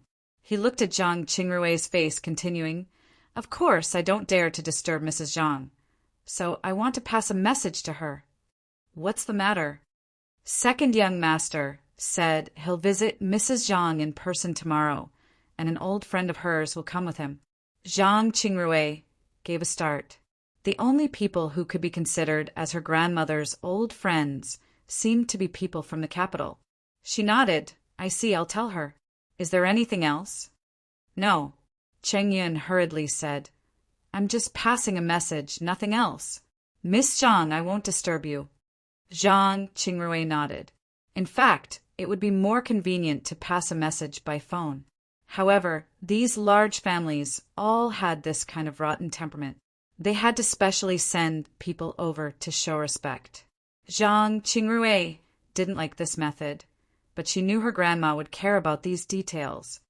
Is that guy a bit different? A strange thought popped up in her messy mind. Zhang Qingrui gave a start, then chuckled. Why should I care about that guy? Even if she felt strange, this guy was weird. So he was like Luocho. She shook her head, taking a deep breath, then grabbed a pen and started to work attentively. Chang Yin didn't leave immediately, but stopped at a parking lot behind Guyu Zhai. Not long after, a receptionist of Guyu Zhai looked around nervously. After making sure she wasn't seen by anyone, she walked quickly to the bushes. Little darling, did you miss me? Cheng Yin took her into his arms and caressed her from head to toe. Bastard, didn't you go back to the capital? I thought you've eaten your fill and turned your back on me. But I'm back now. Oh, tell me, what do you want me to do this time? But to be honest, eldest miss really doesn't have any feelings for your young master. Every time you send flowers, you'll be sent away. No, let's not talk about this. Look at this black card in this photo. Do you have any impression of it? The receptionist looked at the photo carefully, saying after a while, Strange, I think I've seen it before, but I don't. I can't remember. It doesn't matter if you want to get up or not. Cheng Yin smiled. There's something I really need your help with. Listen, if it works, I'll give you whatever you want. Really? The receptionist's eyes turned hot, but she hesitated. Wait, tell me what it is first. I won't do dangerous things. Chung Yun smiled. Baby, listen to me. You don't want to work all your life, right? Do you want to start a new life? And I promise you'll be fine. Then, okay. Chung Yun began to whisper something in her ear. After a while, Chung Yun sneered as he watched the receptionist leave. He muttered, What kind of woman is she? I'll be bored after playing with her a few more times.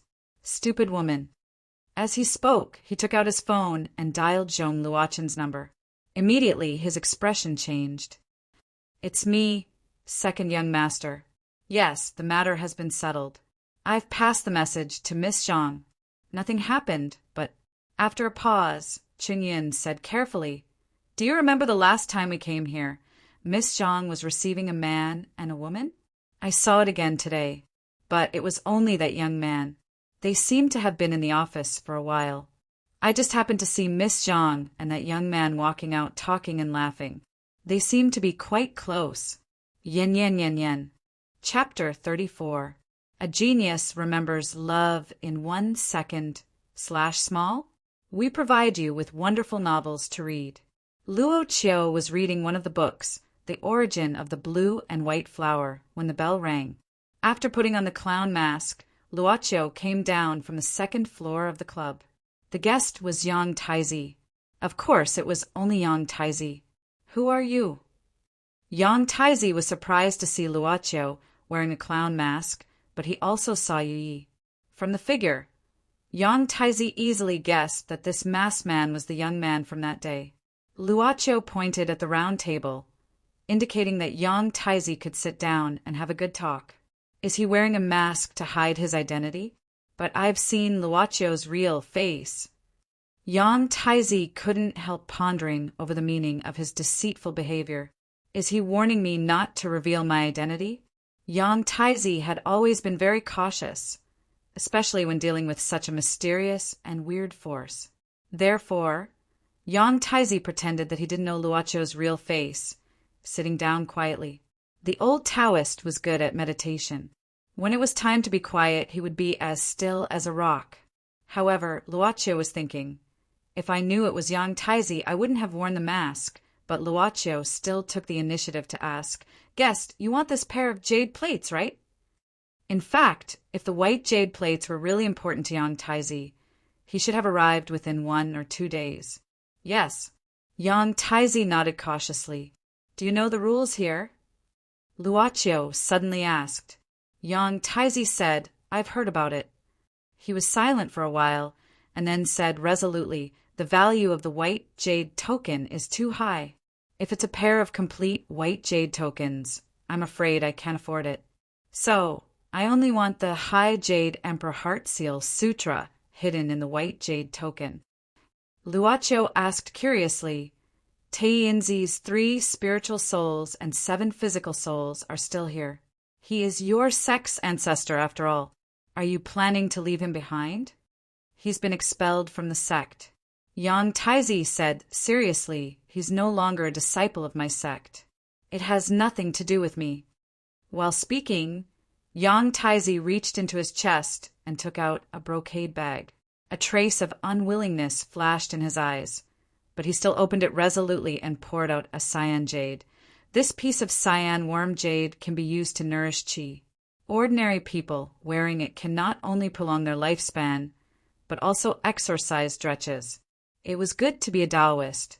Regardless of whether they were rich or poor, they could always find 1 or 2 treasures. They weren't like ordinary people in the mortal world, who could only rely on their lifespan, souls, and so on. Using treasures as transaction fees was basically a method not commonly used by humans. Luo Qiu stretched out his hand and swept over the jade. After a while, he said, This jade can only be exchanged for the scripture of one of the white jade plates. Yang Taizi gave a start and hurriedly said, Look carefully. This cyan jade has been nourished for thousands of years. Now the society is seriously polluted, and the aura of heaven and earth has long been weakened. As long as you wear it regularly, you can safely complete this step of nourishing qi. Luoqiu shook his head. The scripture is a relic of your sect, isn't it? I listened to you reciting it that day, but I didn't know what you were talking about. I think this scripture should be missing in your sect. Love, go, little, say, net, Quinn edition, from the fact that you only want the scripture. I guess I'm not wrong? Luoqiu said indifferently. Since you don't know the complete version of the scripture, the complete version means more to you. Your cultivation may be stuck somewhere because of the incomplete scripture. It's easy to understand, isn't it significant to you? Yang Taizi said helplessly. This is indeed a place that eats people without spitting out the bones. Half a chapter it is. As for the other half, I'll buy it back as soon as possible. Luoqiu put 2 jade plates on the round table. Then you pick one. Yang Taizi was silent for a while and chose the left one. Obviously, both jade plates were in front of him. He could just pick them up and leave here directly. But Yang Taizi didn't dare to act rashly. Didn't he see that terrifying and powerful woman standing there that day? Although it was quiet, Yang Taizi didn't have the confidence to leave safely after grabbing the treasures. Yang Taizi took a deep breath, stretching out his finger and pointing at the jade plate on the left, murmuring something that no one knew what he was saying. Then the jade plate started to emit a faint light. Ancient golden characters were emerging from the white jade plate and surging into his eyes. Not long after, Yang Taizi reluctantly withdrew his finger when he saw no more words appeared on the white jade tablet. He smiled. Fortunately, I only chose the first half. For this kind of transaction on the spot, there was no need for a separate contract like Zhong Luochen. After the successful transaction, Luoqiu felt better, so he made another black card and gave it to Yang Taizi. Of course, the black card didn't have a mark on it. Yang Taizi read the first half of the scripture and felt better. He asked, "Excuse me, what are you going to do with the 3 souls and 7 spirits of Taiyanzi in the jade plate?" Luoqiu said indifferently, "Do you want to buy it?" "No." Yang Taizi hurriedly said, "I have something else to do. I'll come back when I find the treasure." Sitting there, he felt uneasy and extremely uncomfortable. His steady Taoist heart kept swaying, and he didn't want to stay any longer. Seeing Yang Taizi leaving in a hurry, Luoqiu took off his mask and looked at Yu Yi, asking, "Did the monks who came to the club look like this?" Yu Yi said, "After all, the legends in their circle have been demonized." "Really?" Luoqiu nodded, and suddenly put the 2 jade plates together. Green smoke came out and took shape. It was Taiyanzi who was trapped in the jade plate. Taiyanzi's appearance this time wasn't as reckless as before. There was even a look of horror on his face. Luoqiu said slowly from the beginning of the transaction, "I let you see the whole process. Now, do you know what I do?" "Yes." Taiyanzi nodded. This guy came from 500 years ago and also knew the existence of the club. It seemed that the club's history could last for another 500 years. Thinking of this, Luoqiu asked at the same time, "Do you want to get out of the jade plate?" Taiyanzi was trapped for 500 years, and this was his only wish.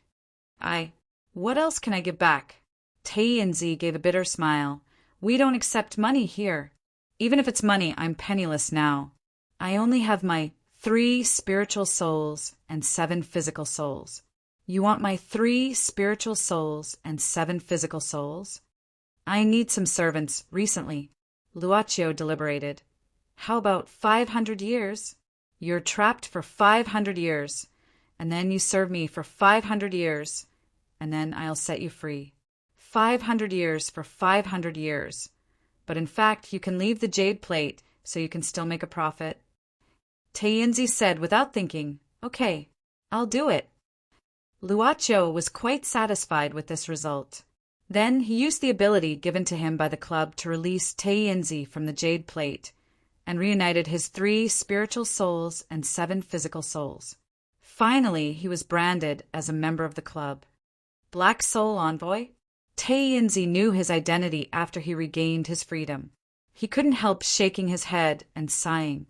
Finally he said with a bitter smile, "Black soul, Tansy, greets the master." Luaccio smiled. "You stay here for a few days. I'll call a black soul envoy back." Call a big boss with good performance back to teach this newbie. Chapter 35. Genius remembers love in 1 second / little. This is a wonderful novel for you to read. The director acted so fast that Jiang Chu didn't know what to do. The patient had been sent to the ward of the hospital. She was an adorable little girl. Looking at the little girl lying on the sick bed with a pale face due to the torment of her illness, Jiang Chu felt an inexplicable sense of irritation. "Don't look at me like this.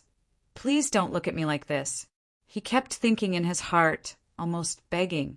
But on the surface, he could only stay calm and discuss the patient's condition with the director. The little girl's grandfather, the retired cadre of the Municipal Health Bureau, was also there. What retired old cadre? This was clearly the former bureau chief, and the current successor was also a direct disciple that he had brought up. "Dr. Jiang, if there's no problem, I hope you can start the operation as soon as possible. I don't want my granddaughter to be tortured like this every day." Looking at the pleading in the old man's eyes, Jiang Chu guessed that he was just a helpless grandfather of the patient. Perhaps the operation would be fine? The operation could be completed within 5 to 6 hours. If it was controlled by medication, it should be able to support the trembling hands. "Uncle Doctor, will you make Ting better?" "Don't look at me like this. Please don't." Jiang Chu gritted his teeth. "Director, there's a lot of work and conditioning before the operation. I understand the patient's feelings, but please understand that it's a brain operation and we can't afford to be careless." Dinma nodded and said, "I understand. But don't worry, I'll arrange what you need first. You don't need to worry about the conditioning. Ting needs the operation for a long time, so we've been conditioning her body since a few months ago. We're ready for the operation at any time." Jiang Chu had to say, "I understand." Ting's grandfather grasped Jiang Chu's hands tightly. "Dr. Jiang, I'm counting on you." Jiang Chu took a deep breath. "I'll try my best." Not long after, Jiang Chu went back to his office, lying on the sofa and closing his eyes. However, the moment he closed his eyes, he seemed to see the little girl's eyes. This made him inexplicably agitated. Jiang Chu subconsciously took out the black card from his pocket and stared at it blankly. It was as if a voice rang out in his head, saying, "Come, come, your wish will come true. Come." Suddenly his phone rang. Jiang Chu shuddered. His hand trembled, and the black card fell to the ground. Jiang Chu frowned and finally answered the call. It was a call from his ex-wife. They had divorced a long time ago, and their son was given to Jiang Chu. But Jiang Chu didn't disregard their old relationship. Every once in a while, he would let his son stay at his ex-wife's place for a few days. In addition, he was busy with work in the hospital, so this could relieve the pressure of his work. "What's wrong? Why are you calling at this time?" "Jiang Chu, my son suddenly fainted. I called the ambulance, and they are on their way to your hospital. What should I do? My heart is breaking when I see him in so much pain." Hearing his ex-wife's sobbing voice, Jiang Chu's expression changed. He rushed out of the office without thinking. Although he was a novice, he was different from the ordinary black soul envoys. When Luaccio turned Tainzi into a black soul envoy, he kept his memory. Of course, it would take some time for him to keep his memory. But Luaccio was willing to invest since he had already earned a lot from Zhong Luochen. Tainzi was a figure from 500 years ago. He should know more about the Eastern Taoist circle than Yi, although he didn't know about the 500 years in between. The things from 500 years ago could be considered as intangible assets. But it takes 15 days. So expensive. After complaining about the high price he had to pay for the altar, Luaccio continued to read The Origin of the Blue and White Flower quietly. Not long after, Tainzi walked to Luaccio respectfully and presented him with several pieces of a paper full of writing. "Master, this is the scripture I wrote down from memory." Luaccio put down the antique book and started to read it. Well, he couldn't understand it at all. Tainzi was an old monster with hundreds of years of experience. He said fawningly, "Master, if you want to cultivate this wonderful scripture, I can give you some guidance. Although the spiritual energy in modern times is scarce, Master just got the green warm jade from Yang Taizi, so it won't be difficult for you to cultivate the first step." But Luaccio shook his head. "No, I'm just curious. You can learn how to make white cards from Yi." Tainzi could only leave in disappointment. Luaccio glanced at the incomprehensible Eastern Taoist scripture and put it aside casually. As a modern youth who didn't seek death, he was more or less influenced by the utilitarianism of modern society. As the number of transactions increased, he would become more and more powerful. All kinds of abilities would be improved, and he could even achieve immortality. Why should he put the cart before the horse and cultivate this scripture? Luaccio continued to read The Origin of Blue and White Flower. Until the shops outside were closed, he stretched himself and said, "Jiang Chu won't come today, right? Let's go home." Before leaving, Luaccio stored the green warm jade in the warehouse and used up 30 days of his life. Then he went home directly. Ren Xiling hadn't come back yet. It seemed that she had to do the final typesetting before printing, so she had to work overtime until late at night. Luaccio pushed open Ren Xiling's door and walked to her bed. After raising the mattress, he put the green warm jade under the mattress. "Just take it as a birthday present half a year later," Luaccio muttered. "But isn't this woman a bit?" Looking at the messy clothes in the room, Luaccio shook his head. He wondered if he should tidy up a bit, but decided against it. But the thought of tidying up the room appeared in his mind. All the clothes in the room floated in the air. Luaccio was stunned and shuddered.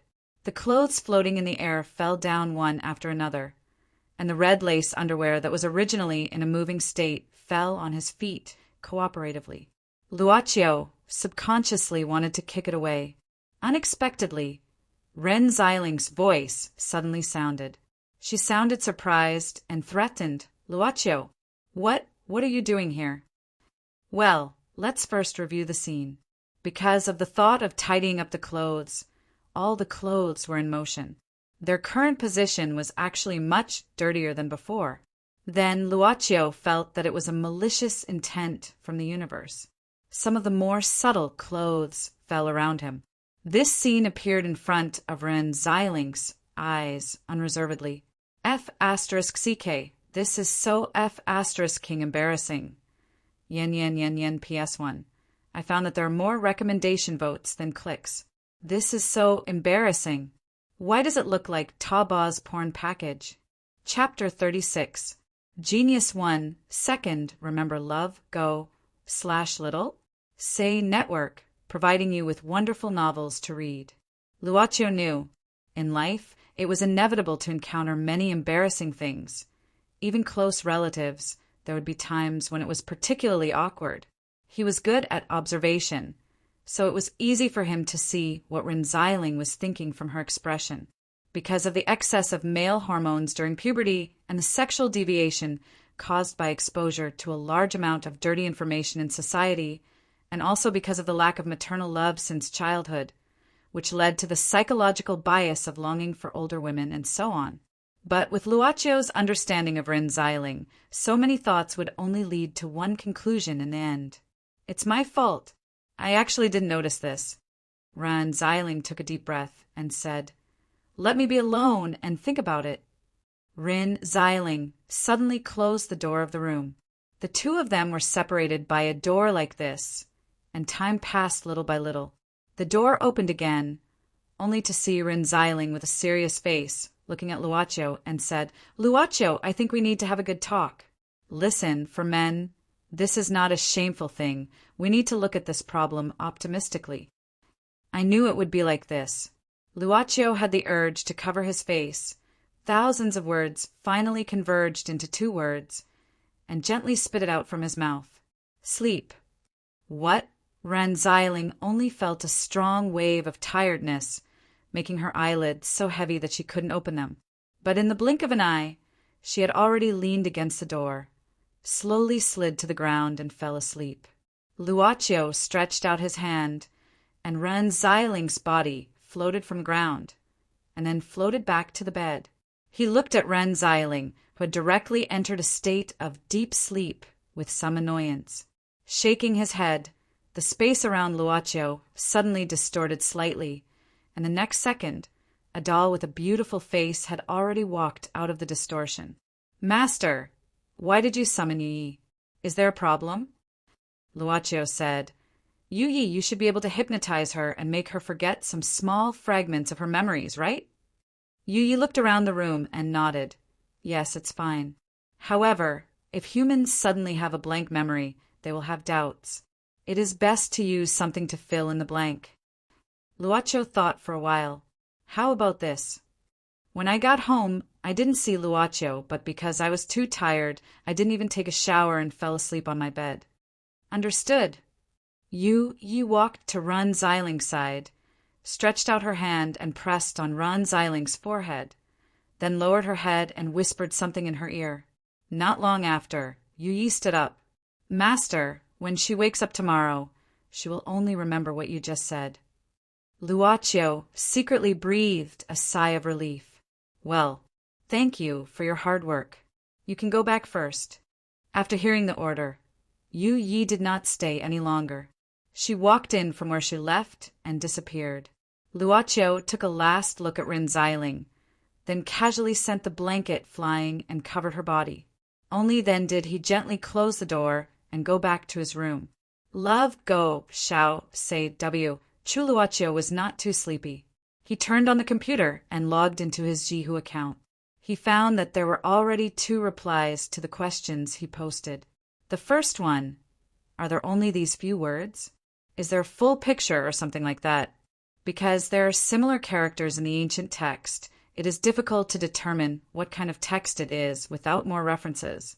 The second one, it might be the Coptic language. It is considered a later product of the development of the ancient Egyptian language. However, I am not too sure. It is better to have more references. Luocio thought for a while and cut out a few more words from the original photo. However, this time he cut out a paragraph that was similar to a sentence. It was also the most complete and clear sentence that could be found in the photo. After he posted it, Luocio waited for a while. There was no reply, so he turned off the computer and lay on the bed with his phone. Thinking that it might be the Coptic language answer, he began to search on his phone. 3rd century AD. A large number of Greek documents copied in the Coptic language appeared, especially Christian scriptures. What the hell? Luocio suddenly felt sleepy. He looked and did not think too much. Then he fell asleep. When he woke up the next day, he heard movement in the kitchen. He found Ren Xiling making breakfast in the kitchen, full of energy. There was toast, fried eggs, and slices of ham. There was also a tomato salad to go with the nutrition balance. He probably hadn't eaten Ren Xiling's breakfast for a long time, right? "Luocio, you're awake." Ren Xiling walked out of the kitchen wearing an apron, holding 2 glasses of milk in her hands. "I don't know why, but I'm particularly energetic today. I woke up early on a whim. Try my cooking more often." "What kind of cooking skills do you need to make toast and fried eggs?" Ren Xiling rolled her eyes and reached out to knock on Luocio's forehead. "Don't talk nonsense. Do you want to eat or not?" Luocio shrugged and began to smear butter on the toast. Ren Xiling also chewed on the bread. At the same time, she looked at Luocio and asked, "I say, boy, have you done anything bad recently? Why do I feel like you're coming back late? Don't you usually come back early, as if you deserve to be single for the rest of your life?" Luocio had long been accustomed to this woman's bad words. He did not feel much and had already thought of an excuse. "I've been working recently. If there's nothing, I should come back late at night. But didn't you say that you were going on a trip the last 2 times? Ren Xiling was obviously not a person who could be easily fooled. Luoqiu fooled her, working. Ren Xiling's phone rang at this time. She had to stop talking. After picking up the phone, her expression changed slightly, and she hurriedly packed up. I'll keep this question to myself. I have something to do at the newspaper office, so I have to rush out. In fact, Luoqiu had always admired Ren Xiling's character of doing what she said. Just like now, she hurriedly rushed into the room to change her clothes, combed her hair while walking, and skipped to get the key. Like the wind, she rushed out of the door, then rushed back, grabbed the bread that Luoqiu was going to eat with butter, bit it in her mouth, and rushed out the door again. I'll talk to you about working later. When she closed the door again, she hurriedly reminded him. Luoqiu sighed. Finally, he could eat breakfast in peace. He bit the toast and planned to watch the morning news. But he saw a file on the TV cabinet. At this time, the phone rang. Hello, Luoqiu? You didn't see a file with a circle drawn on it? Put it on the TV cabinet. Very good. Come. My baby, listen. Can you help me send the file to my company? I'm rushing to a place and I'm on the way. It's not convenient for me to come back. F***CK. Do you know how to drive? Accompanied by the ear-piercing roar of the horn, Ren Xiling continued, Good boy.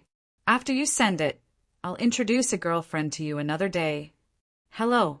Brett, you hung up on me. F***CKU. Do you know how to drive? If you annoy me, you'll get it. Go to hell, old driver. Chapter 37. Genius remembers love in 1 second / small. This is a wonderful novel for you to read. Old Master Zhong came to Guyu Zhai with Zhong Luoqin's help. Zhang Qingrui was waiting for them in the lobby, leading them to Zhang Lilinfang's room upstairs. Old Master Zhong and Zhang Lilinfang just looked at each other silently without saying anything. After a while, Old Master Zhong said, I'm here to give it back to you, Luoqin.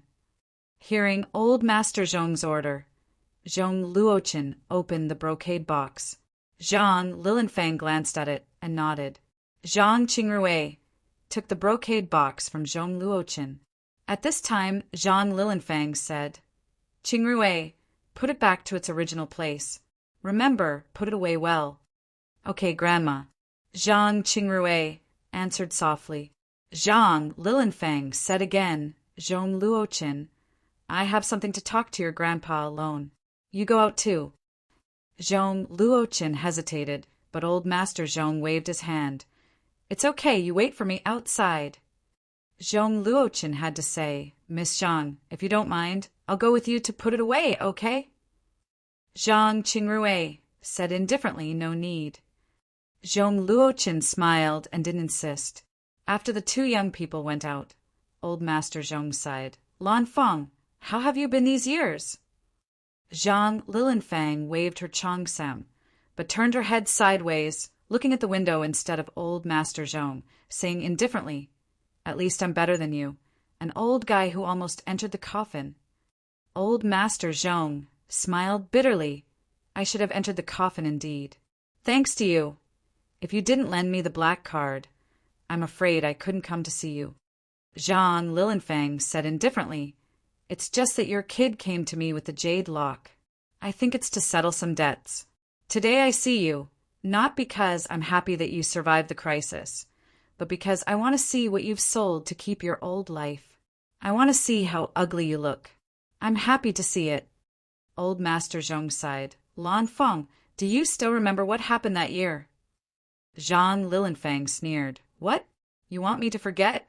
Or is it that after so many years, an old woman like me should have become senile and forgotten? Old Zhong quickly said, That's not what I meant. We all know that we let you down back then. After that incident, we all felt guilty. We wanted to take good care of your Zhang family, but we didn't expect you to disappear overnight. Later, we asked around and found out that you were here. We wanted to come and find you, but we were afraid that you were still angry, so we waited until now." Then old Zhong said in a sobbing tone, "I don't have the face to see you. If it weren't for this trip to the gates of hell," sigh. Zhang Lilianfang sneered. "Don't act pitiful in front of me. I'm too familiar with your tricks." "Humph, back then, all of you were just like this, talking about all kinds of reasons and forcing my husband to go to that place in the name of righteousness. For so many years, there had been no news of him. No one knew whether he was dead or alive." "Good, good. Very good. You're shameless enough to see me." Old Zhong shook his head. "No matter what you say, I'm here to see you. This time I'm here for two things." Looking at Zhang Lilianfang's indifferent look, he had to continue. "First, I want to thank you for lending me the black card. But you said it's to repay the kindness of that year. My life was saved, but I paid a great price. Let's just take it as the past. Secondly, I hope you can agree to marry your granddaughter to my Luochen." "What?" Zhang Lilianfang heard that and slapped the table angrily. "I dare you to say that again!" Old Zhong hurriedly said, "Listen to me first. This marriage will only be beneficial to your granddaughter. There will be no harm in it. Listen, I plan to make Luochen the heir of all my properties. After your granddaughter marries me, she'll be the wife of the head of the Zhong family in a short time. You should know what I mean. If Xiao Lu didn't sacrifice himself, there wouldn't be our families. I'll pay him back, no matter how much I owe him." Zhang Lilianfang sneered. "That's a nice way to put it. But in the end, isn't it back to you? The child's surname will be Zhang." Old Zhong said faintly, "If they get married, the first child's surname will be Zhang. No matter if it's a boy or a girl, he'll be the heir of all the properties of the Zhong family." "You!" Old Zhong suddenly stood up, holding the chair and kneeling in front of Zhang Lilianfang, saying with tears, "Lanfang, we're sorry. Old Zhong is here, kowtowing to apologize to you." Dong dong dong. 3 quiet but very heavy kowtows. When Zhang Qingrui was walking through the corridor, she suddenly heard something breaking. She hurriedly turned the corner, asking in panic, Man, what's wrong with you?" She saw a receptionist in Guyu, Zhai, fall down on the ground with a broken teacup beside her. This receptionist was called Man. She had worked here for half a year, so Zhang Qingrui certainly knew her. Miss, I'm sorry, I was serving tea to old madam and the guests. But I accidentally." Man said with a frightened face, "I'm sorry, I'll pay for the broken teacup." "For what?" Zhang Qingrui hurriedly helped her up. "Look at you, your foot is bleeding because of the broken porcelain. It's a work injury, so we should pay for it." "Ah, miss, no need. Man hurriedly shook her head. "I'm clumsy. I really don't need it. It's not a good idea for your foot to bleed." Zhang Qingrui said, "Come to my office. I'll stop the bleeding for you first. I have some medicine." "Ah, miss, how can I trouble you? I'll do it myself. You're also injured, right? Can you walk?" Zhang Qingrui said, "Well, don't be polite with me. I'll help you." In the general manager's office, Zhang Qingrui was rummaging for something in another cabinet beside the bookcase. "It's strange. I remember I put it here. Why is it gone?" Man quickly glanced at Zhang Qingrui and then looked at the brocade box she put on the tea table in a hurry. She gritted her teeth, opening it quickly.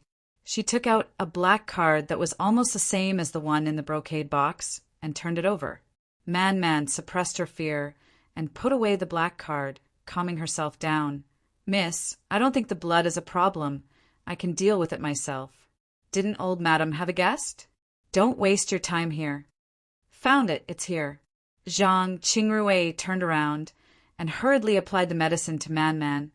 This medicine used to have a name, Jinchuang ointment. Don't you think it's similar to the costume dramas on TV? But it's very effective and it won't leave a scar. Seeing the white powder sprinkled on the wound, the bleeding stopped instantly and the wound began to cool down. Man couldn't help sighing. "God!" "However, this is something that only a noble lady like you can use. As for us, we're just brutes. We'll just stick a tourniquet on it and be done with it." Zhang Qingrui carefully wiped Man Man's wound. No matter how brute a girl is, she should take good care of herself. If you don't care about yourself, who will care about you? I seem to be fine, Man Man suddenly said. Zhang Qingrui said, "How about this? You still sprained your foot. I'll give you half a day off to see a doctor. If your foot still hurts tomorrow, you can take another day off." "Well, it's a work injury, so I'll give you a paid holiday. Don't worry."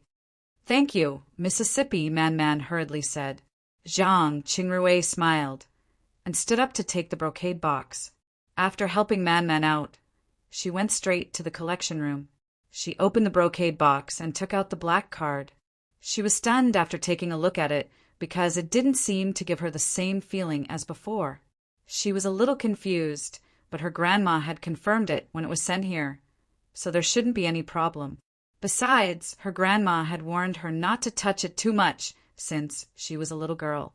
Though she was curious, she could more or less feel the strangeness of the black card, so she hurriedly put it back and locked it up.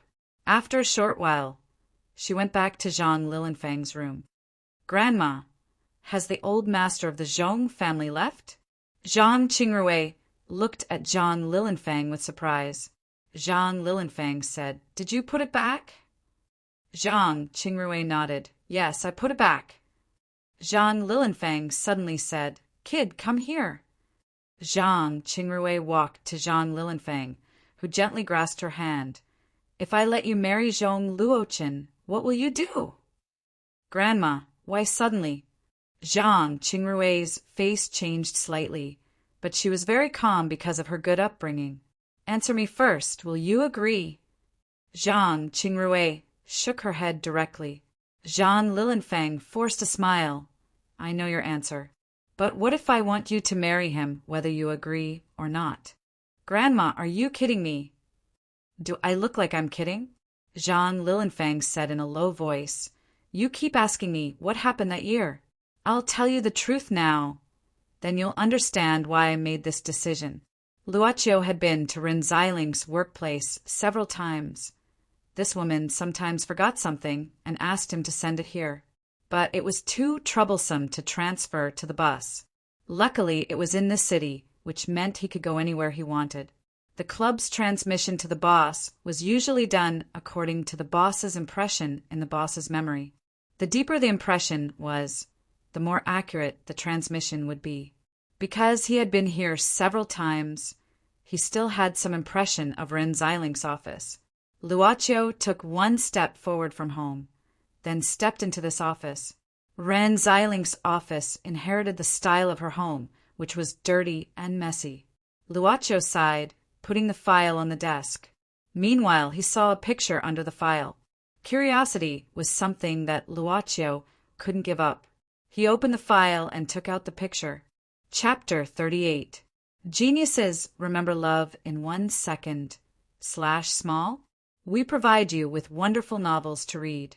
In an old-fashioned tea house, there was a group of people, men and women of different ages, but they were all sitting on futons, looking at an old man sitting in front of them with piety, listening to every word that came out of the old man's mouth. My spirit is distressed and wants to speak. My heart is distressed and wants to express sorrow. Anger kills the foolish, jealousy kills the obsessed.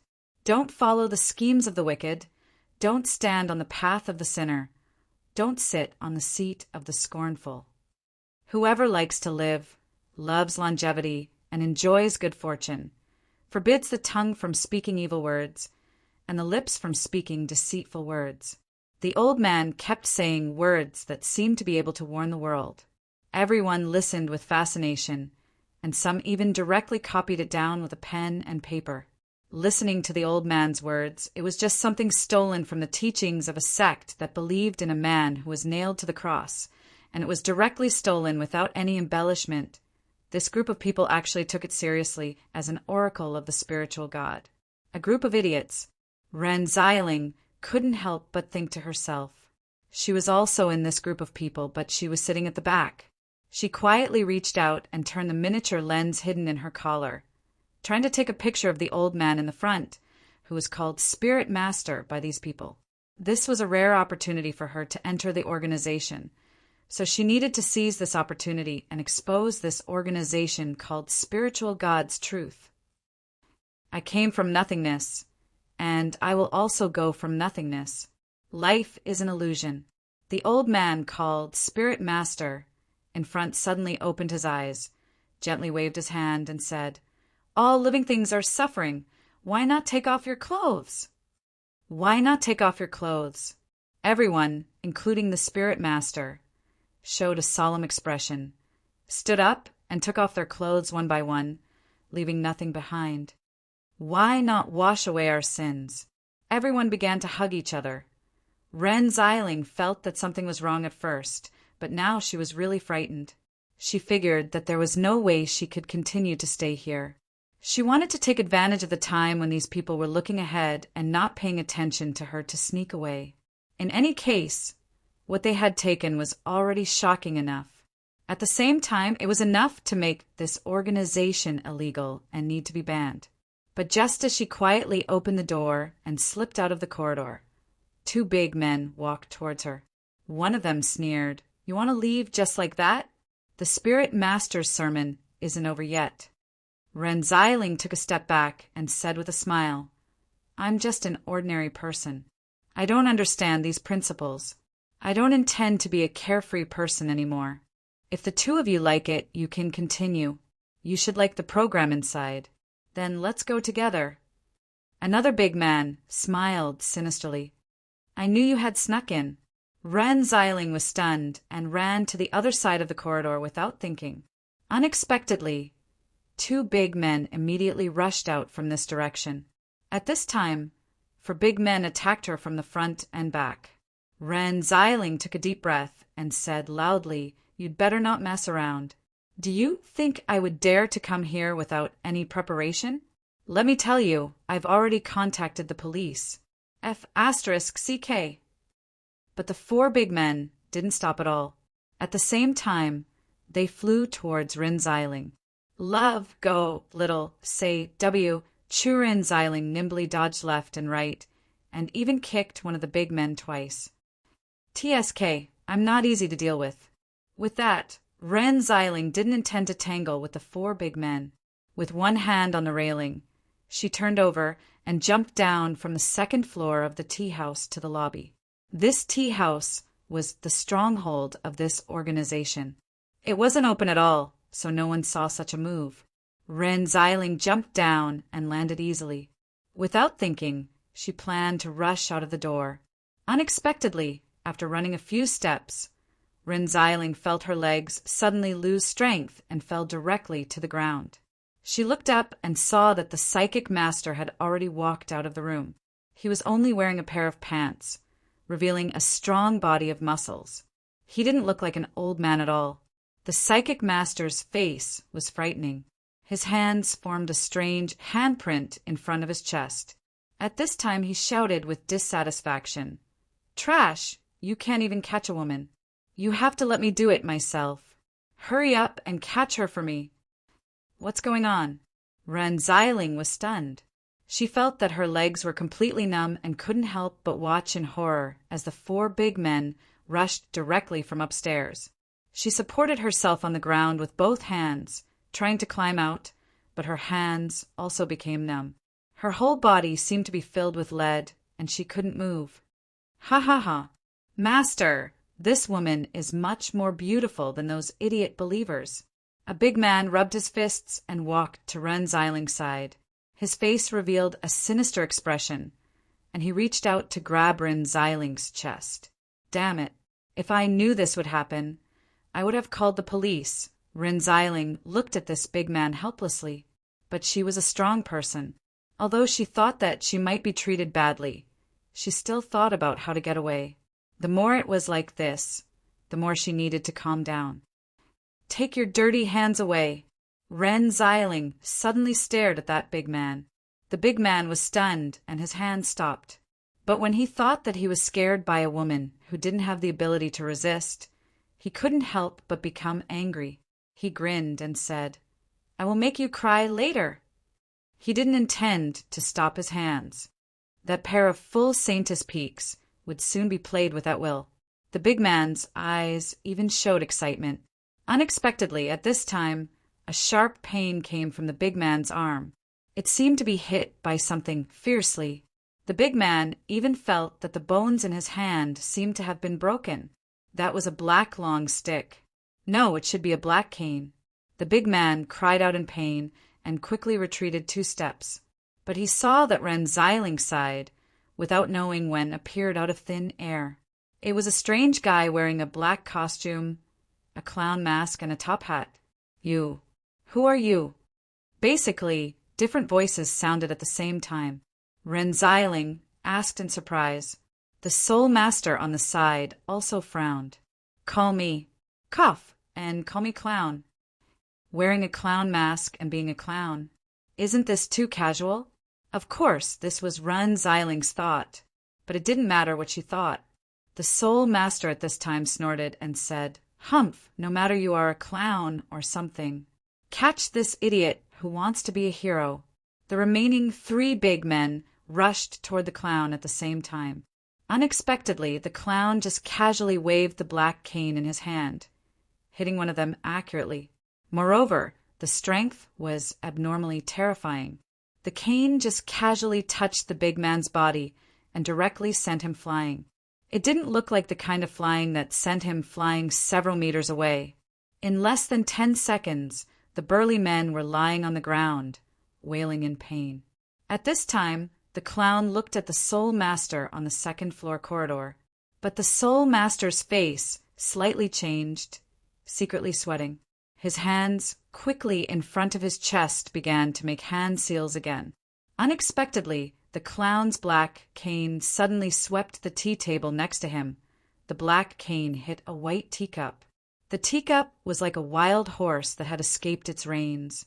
It shot out and accurately hit the Spirit Master's wrist bone. The whole small teacup was smashed into pieces, and the Soul Master even screamed. His wrist bone was directly broken. Under the clown mask, Luaccio smiled with satisfaction, although it was only the application of telekinesis or something like telekinesis. But this was very similar to a martial arts master. This style was very good. Yin, yin, yin, yin. Chapter 39. A genius remembers love in 1 second / small. We provide you with wonderful novels to read.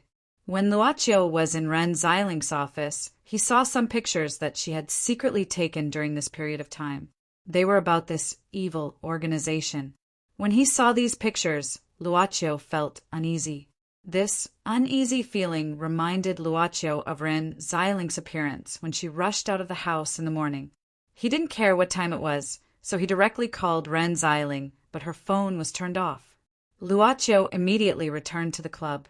Without any hesitation, he spent 15 minutes of his lifespan to buy the information of Zyling's location from the altar. At first, he was just worried, but this worry had already become a reality by the time it came. When he saw the burly man trying to violate Zyling with his obscene eyes, Luaccio felt a kind of anger that had disappeared ever since his father passed away suddenly erupt in his chest. Things got out of hand. When the black cane came crashing down, it was basically Luaccio venting all of his anger. He didn't use any of the club's owner's abilities. He only used the strength of his anger to break the man's bones. After this, Luaccio finally calmed down a little. This woman had taken care of him for several years. What should have been her best years were all given to him. She had no regrets, and even tried to find ways to open his tightly shut heart. Day after day he racked his brains. A few years had passed. Luaccio did not feel that the window of his heart had been opened again, but she had already moved in. Although they were only family-in-law, they had feelings that surpassed that of family. For Luaccio, such a woman was as important as his own life. No one was allowed to move. It had nothing to do with whether he was the owner of the club. Even if he wasn't the boss of the club and was just an ordinary person, there was nothing much he could say. He would only think about risking his life.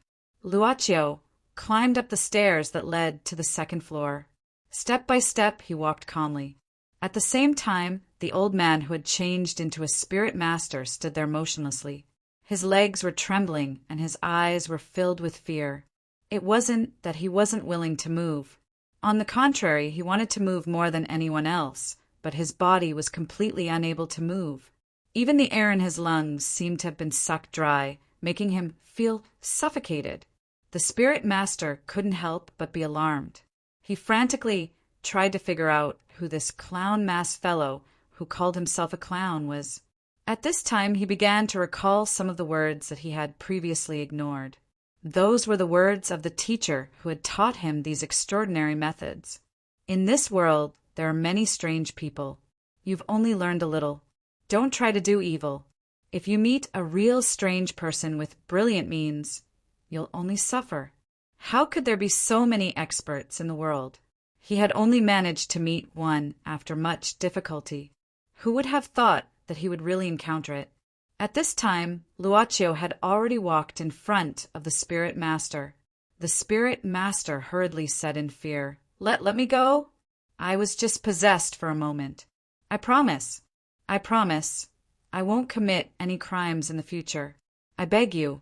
Luaccio used his cane to push open the door of the next room. He took a look at the situation inside and soon decided not to look anymore. A group of men and women were doing improper things inside. Moreover, they seemed to have lost their natural instincts and were doing it recklessly. This scene was already leaning towards the strange side. I didn't harm anyone. These people more or less have some darkness in their hearts. The spirit master said in a timid voice, Don't believe him. Don't know how much wealth this fellow has accumulated. There are several people here who are about to have their families ruined. Rin Xiling shouted from afar. Luaccio used his cane to lightly knock on the railing. Rin Xiling's mouth instantly closed. She was frightened to find that she couldn't speak. She couldn't help but look at this clown in shock and fear. Well, although she was said to be the most important woman in his life, but sometimes Luaccio really hoped that Rin Xiling could shut up, so it was better to let her shut up. But the effect of her words had already appeared. The spirit master became more frightened at this time. His face was full of uneasiness. He wanted to say something, but stopped. He was afraid that if he opened his mouth and said something wrong, it would bring about bad consequences. Luaccio said indifferently at this time, What about these people inside has nothing to do with me. What you said is not wrong. If the people inside are smart, they naturally won't be so easily bewitched. They only have themselves to blame and can't blame others. Hearing this, the spirit master hurriedly said, I will let them return to normal. From now on, I promise I won't do it again. Luaccio said, You want me to let you go? The spirit master hurriedly nodded. Luaccio said indifferently, Then what are you going to use to trade? Let me let you go. This is what you want, right? Money. I will give you all the money. The spirit master said without thinking. Luaccio shook his head and said, Money is useless to me. To be honest, although these people who you harmed are asking for it, I don't intend to do anything for them. But I don't like it when I see this, so I have the intention to kill you. I will want to kill you. In other words, you want to buy your life. What do you think you can give me that is worth your life? I don't know. The spirit master said in horror, Please say, No matter what it is, I will give it to you. Luaccio didn't say much. He tapped the spirit master's forehead with his black cane and said, Indeed, bad people can live for 1,000 years. It seems that it's true. You still have 60 years to live. But I think that people like you can live for another 2 or 3 years is the limit. 58 years. You can use your 58 years to buy me not to kill you. Of course, you can also choose not to buy it. I won't force you. Use his life to buy his life? The spirit master didn't think so. What kind of logic was this? This life could be exchanged like this? Was there something wrong with this guy's brain? But no matter what, if he could talk, he wasn't willing to die in this place.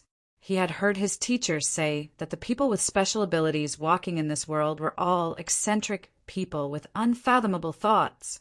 The spirit master took a deep breath and probed. If I sell, will you really let me go? Yes.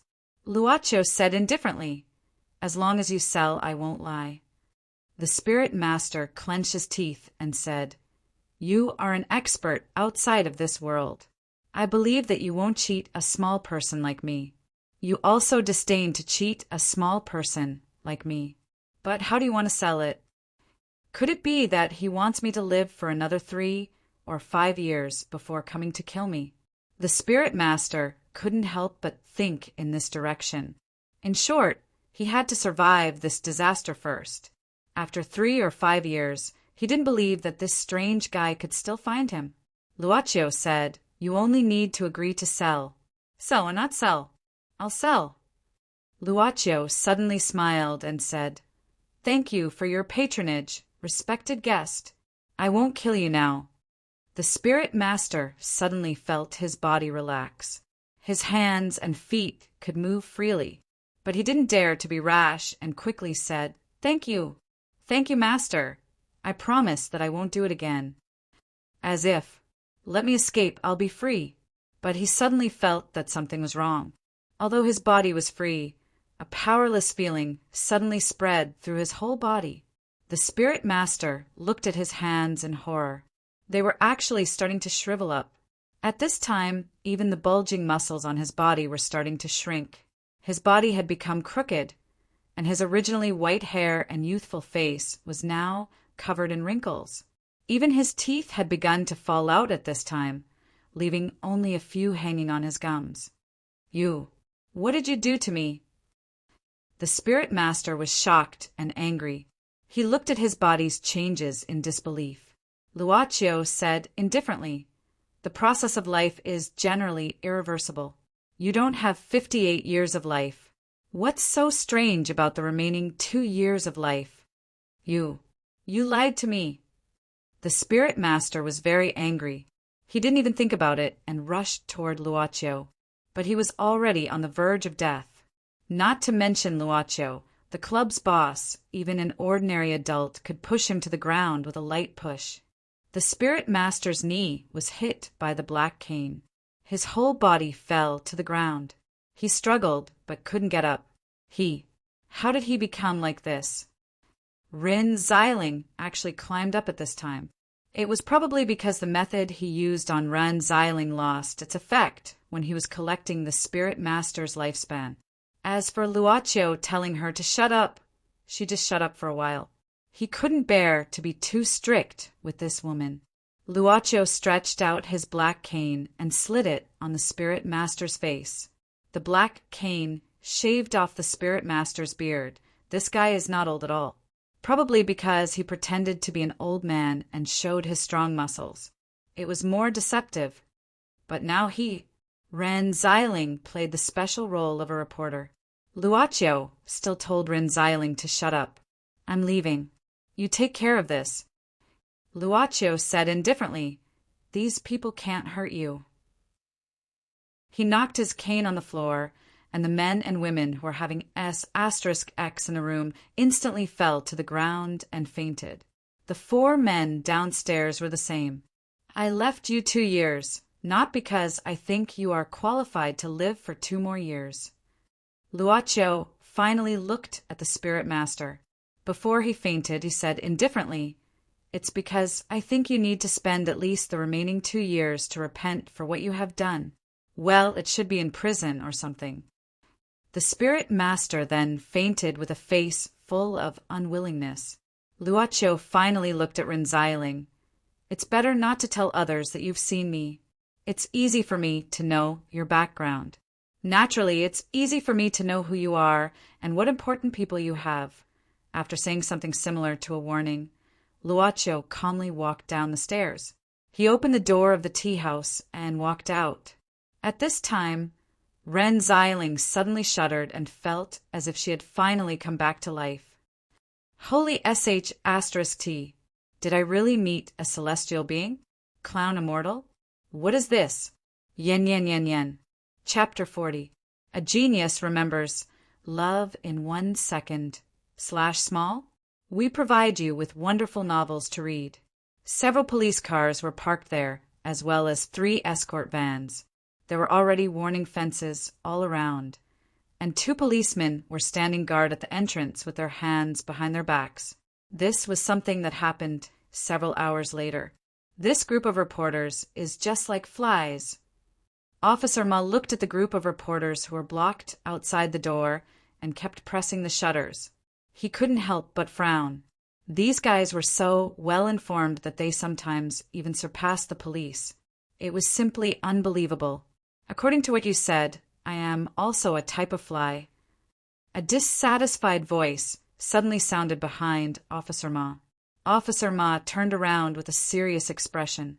Because of the scar on his face that he had left on a case in his early years, his face suddenly looked like a bitter gourd.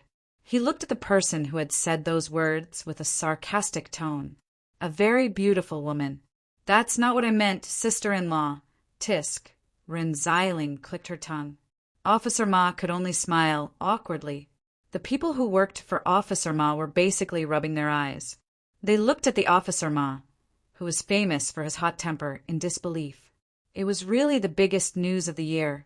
Could it be that Officer Ma had taken a fancy to this beauty?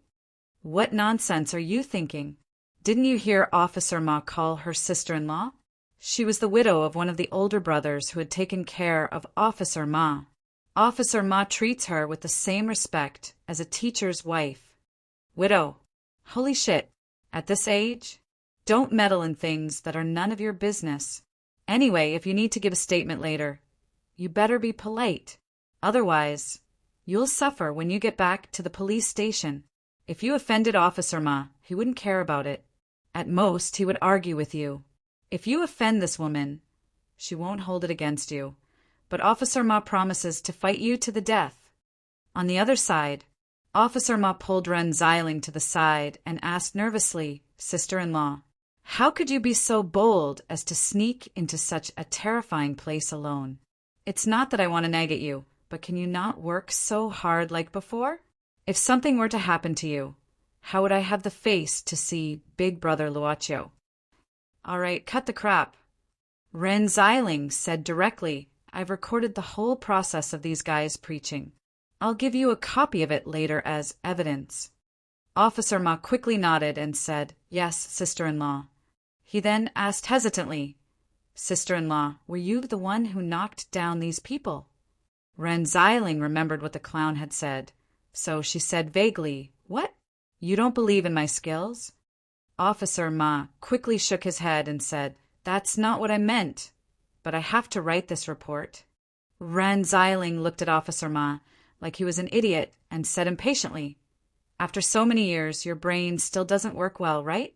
Can't you say that this group of people had internal strife because they couldn't split the loot evenly? Then you received a tip-off and immediately led a team to arrest them? I don't know anything. I just came here to interview. Officer Ma beamed with joy and said, sister-in-law, you're indeed a pen grabber. Your brain works well. Don't flatter me. Ren Xiling waved her hand and suddenly thought of something and said in a low voice, but this group of people saw me, so I don't know if they have any accomplices. I'm fine, but you'd better be careful. I don't want anything to happen to Luochio. Officer Ma said in a low voice, sister-in-law, don't worry. Whoever dares to touch Big Brother's child, I'll be the first to fight him to death. Not only me, but a group of brothers who followed Big Brother will never let him go. Ren Xiling nodded and finally said, by the way, that old man is a bit strange. You'd better let your subordinates watch him closely. Well, it's best to tie his hands. Officer Ma was stunned but still nodded. Sister-in-law, I'll ask someone to send you back. No, I have to go back to the newspaper office later. This is big news. Ren Xiling just sat in her car and put on the seat belt, but Officer Ma chased after her. Sister-in-law, wait. Officer Ma stopped Ren Xiling and said shyly, it's like this, there's something I want to ask you for help with. Ren Xiling frowned and said, what's wrong? Officer Ma said quietly, it's like this, recently we are investigating a transnational crime case. I know you have a lot of connections, so I want to ask you for help to investigate a person. You also know that some things are not convenient for us to do openly. Ren Xiling thought for a while and said, Well, give me the person's information. Officer Ma said solemnly at this time, But sister-in-law, you can investigate, but don't do it yourself like this time, okay? Anyway, you just do the business of buying and selling information. Promise me, don't put yourself in danger. Otherwise, I'd rather not ask for your help. Ren Xiling sighed, stared at Officer Ma, and scolded. You are just like my mother. Officer Ma said with a bitter face, No, no, no, you are my mother. My biological mother. My great-aunt. Please don't do dangerous things anymore. F***CKU. I don't have a son as old as you. Ren Xiling wrinkled her nose and said, I only have one son, and he is much more handsome than you. Of course. After all, he is Brother Luo's son. How can he not be handsome? Ren Xiling was happy to hear this, and stepped on the gas pedal, speeding away. Officer Ma shouted helplessly, Sister-in-law, slow down. There are a lot of fines this month. I can't handle it. After returning to the hotel, Qing Yin reported some things to Zhong Luoqin and excused himself to leave. But in fact, after walking around outside, he went to a nearby coffee shop to meet with the third miss of the Zhong family. This is that black card. The third miss of the Zhong family took the black card from Cheng Yan's hand and looked at it carefully. Yes, I specially asked someone to forge one. The size should be about the same. After all, it is calculated according to the size of the second young master's palm. The third miss of the Zhong family nodded.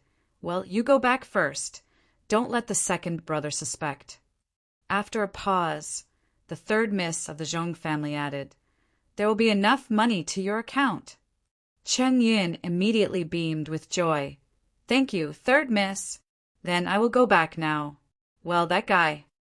The third miss of the Zhong family looked at the direction that surprised Cheng Yin and found that it was just an ordinary-looking young man who was ordering something at the front desk. Who is that? The third miss of the Zhong family asked. Cheng Yin said, I don't know, but he might be someone that Miss Zhang knows, and they seem to be very close. The third miss of the Zhong family suddenly said, That Miss Zhang doesn't seem to like my second brother very much, right? Cheng Yin said, She is quite indifferent. As for whether she likes him or not, it's hard to say. After all, there are many ways to move a woman, as long as you can find the right one. The third miss of the Zhong family suddenly smiled. Cheng Yin, it seems that you know women very well. Cheng Yin hurriedly said, They are just ordinary women. Like you, third miss, I dare not to say that I know you well. The third miss of the Zhong family said indifferently, Go, find out the details of this guy. Maybe it will be useful. Cheng Yin nodded, and at this time lowered his head and left from the door. The third miss of the Zhong family began to carefully observe the black card in her hand. There was a golden mark on it. When she looked at it, she felt that she couldn't take her eyes off it. She couldn't help being absent-minded. Luoqiu, who had just finished buying things from the counter, leisurely walked past the glass window. It could be considered as passing by. In fact, the shopping street was not far away. After leaving the tea house, Luoqiu didn't go far, but hid in the distance. He didn't leave until he saw Ren Xiling leave safely. Although he saw Officer Ma, he knew Officer Ma, his father's brother. It was just inappropriate to greet him. Thinking that it was past lunchtime, there was no need to bother Yi, so he simply bought something to eat in a nearby coffee shop. This coffee shop's cake was actually quite famous in the neighborhood. After returning to the club, Luoqiu changed into the club owner's attire, sitting behind the counter. He put aside the cake he bought from the coffee shop and the black tea you made for him. Luoqiu turned on the gramophone and played some music, while reading The Origin of Blue and White Porcelain. In this way he could sit for half a day. Chapter 41. Genius remembers love in 1 second. /small. This is a wonderful novel for you to read. In the hospital, Jiang Chu was sitting silently in his office with a lot on his mind. At the same time, there was another woman in the office. She was his ex-wife. "Jiang Chu, tell me honestly, what's wrong with the child?" Jiang Chu said dejectedly, "His body is rejecting the transplant." The woman's face darkened. "Rejecting? How could it be? You said you found a bone marrow match, so I agreed to the operation. Now you're telling me there's rejection?" Jiang Chu said impatiently, "Do you know how hard it is to find a bone marrow match for your son? I've tried my best to find a suitable one, but I failed in the end. Then what should we do? If it's rejecting, shouldn't we be able to control it?" Jiang Chu shook his head. "I can't answer this question. Now we can only see the degree of rejection. We have to wait for the detailed test report to know the details. But no matter what, I won't let anything happen to the child. You go and take care of the child. I want to be alone." After his ex-wife left, Jiang Chu leaned on the chair, staring at the ceiling blankly. Why is it like this? Why? Not only did he diagnose the early stage of platinum syndrome, but his son's life was also in danger. Jiang Chu closed his eyes in pain. At this moment, he seemed to see the eager eyes of the little girl waiting for him to perform the operation, and the face of the child lying on the sickbed being tortured. The two were intertwined, like a whirlpool that couldn't be pulled out. Jiang Chu felt as if he had fallen into a bottomless abyss. He opened his eyes abruptly, his head full of cold sweat. Only then did he realize he had fallen asleep due to exhaustion. First, he complained about the malice of the guy who invented the mobile phone GPS Luochio, sent his location to Ren Xiling's phone. It probably wouldn't take long for her to quietly appear nearby, right? The so-called working place. Generally speaking, it was normal for college students to work part-time to experience life. Ren Xiling wouldn't object, but because of her overflowing motherly love, she was worried about where Luochio was working, whether it was a proper place or not. Therefore, in order to avoid the trouble of returning home late in the future, Luochio decided to work properly for one night. The choice of location had to be carefully considered. Basically, the locked-down areas were places that Ren Xiling didn't go often or even wouldn't go at all. Moreover, after one observation, she would feel that there was no problem and wouldn't come back in the future. What's more, it was a job that college students often did and were easier to find. "Teacher, is this appropriate?" "Let me see." That's right, Luochio didn't need to face too many people, and it was a job that suited his personality. Lastly, he didn't need too many extras, tutoring. It was a very simple matter, asking Yu Yi to use hypnotism to find a mother and son who were strolling around. Father and daughter? Mother and daughter. Anything would do. As long as they looked to be at the age where they needed a tutor and could afford a tutor, it would be fine. But I don't know if Yu Yi was more inclined towards beautiful things. Luochio was tutoring a female high school student, a first-year high school student. Was it because she had developed too well? High school students nowadays, as for the parent of the student that Luochio was tutoring, she looked like a well-educated and well-mannered woman. Did she take care of herself too well? A beautiful witch? But thinking that the other party was doing this show for him without knowing, and didn't even get a salary, Luochio thought that at least he should properly teach this high school girl. Although he didn't know if this kind of one-off tutoring would be helpful, at least he could help her solve a few problems during tutoring. He chose to teach at a relatively quiet Western restaurant near the business street, and then the location was near the floor-to-ceiling glass window. He's really tutoring. Ren Xiling was eating hamburgers on the side of the road and drinking pitifully. She stood like this for more than 10 minutes. Although she was happy to see Luochio choose to work after school to experience life. But did this girl develop too well? And why does her mother take care of herself so well? A beautiful witch? A carnivorous witch who specializes in eating young men? Deputy Editor Rin had a brain that was good at thinking, and she had a montage of thoughts. She took a sip of Coke and couldn't stop the imagination in her mind. Could it be a mother and daughter thing?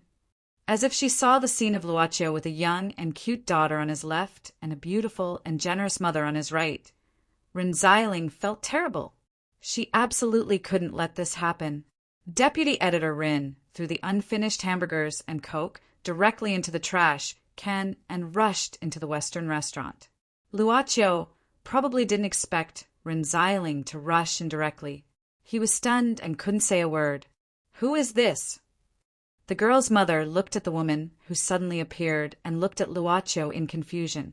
When Luocio was about to speak, Ren Xiling smiled and said, "Hello, I'm Luocio's sister. You can call me Xiling. I just got off work and heard from my brother that he's tutoring here. So I came to pick him up. Am I disturbing you?" "It's okay."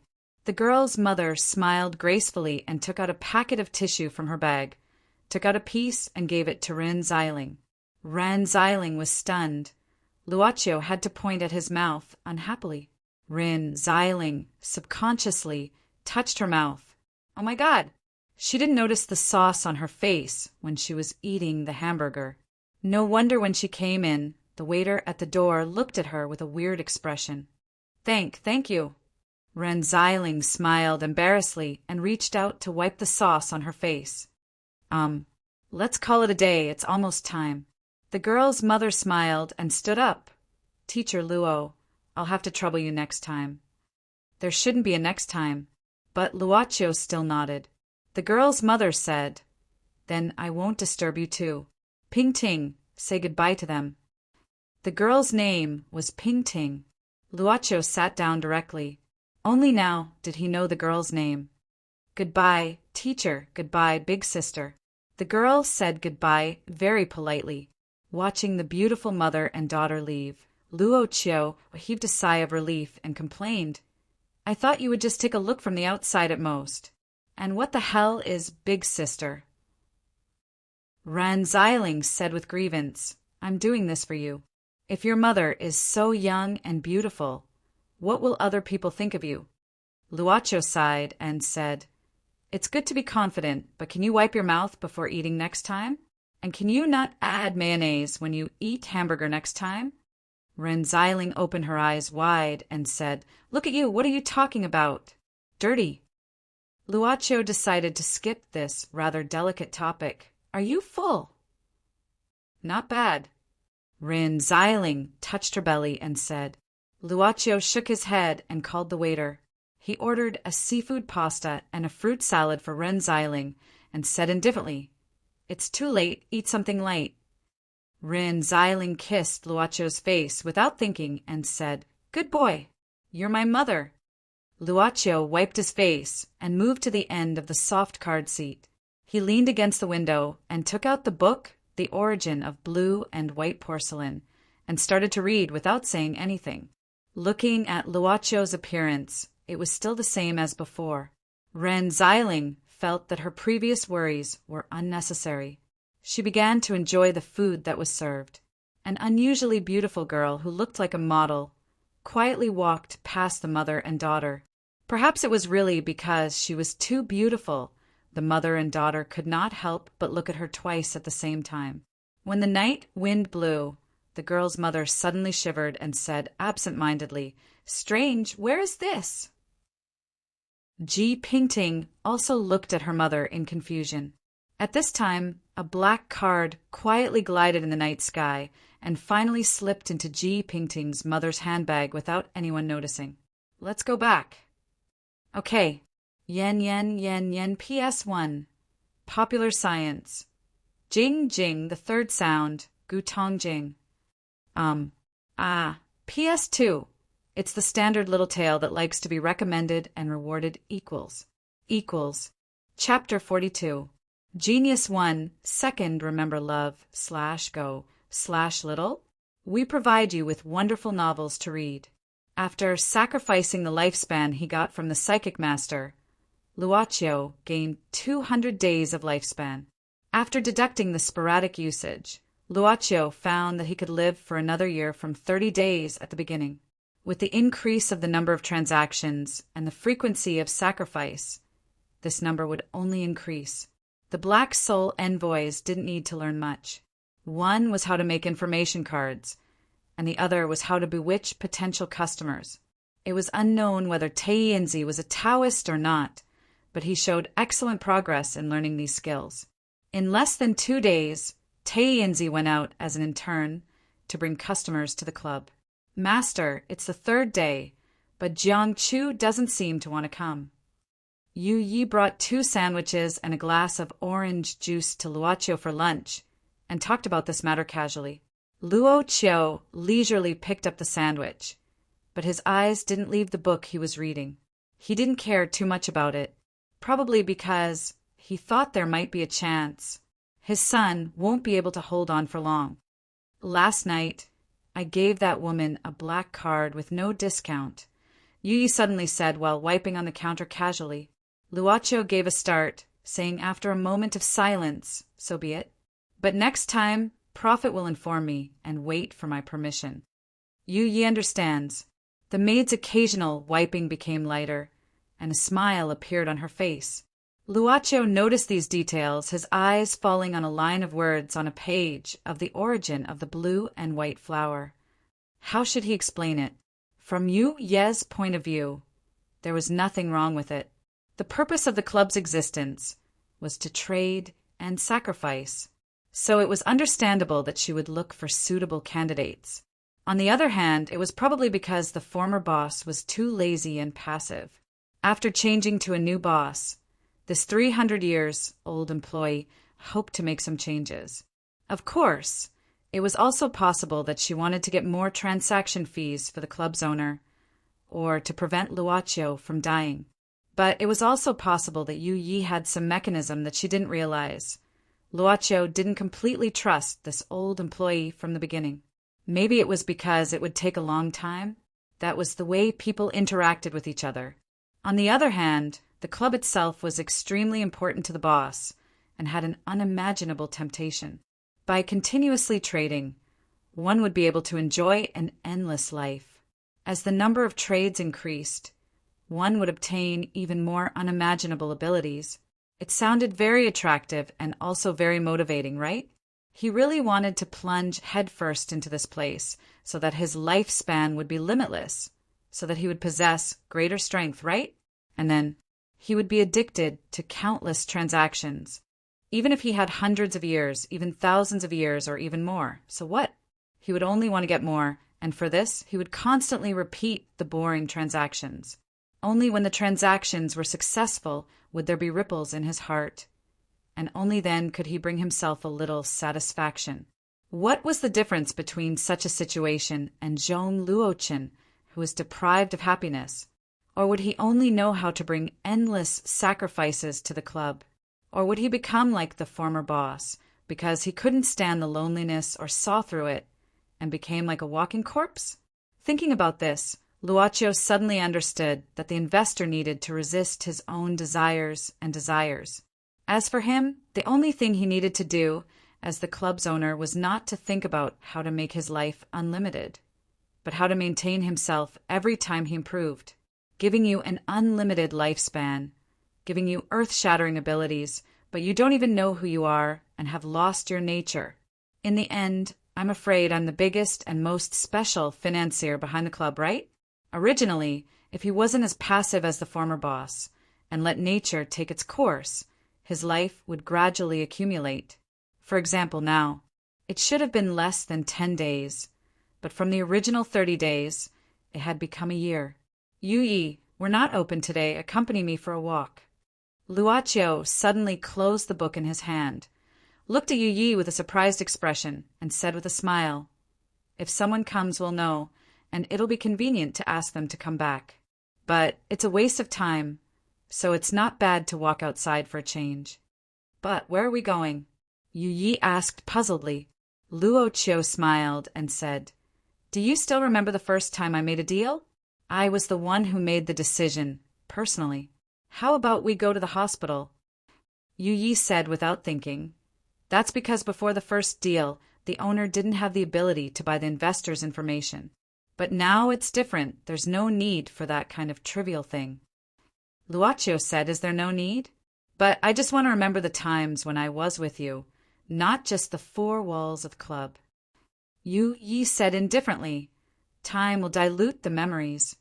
Luaccio said something suitable for his age. "Then keep creating. Even if you forget, you can revisit the old place. If you can't, you can take photos. There are many ways." Yu Yi didn't insist, nodded, and said softly, "Then please wait for a moment." In the dark alley, a man was running in a hurry. His strong hands ensured that he was able to move freely in this dirty and messy alley. But why was his hiding place exposed? Did someone betray him? Those hateful cops.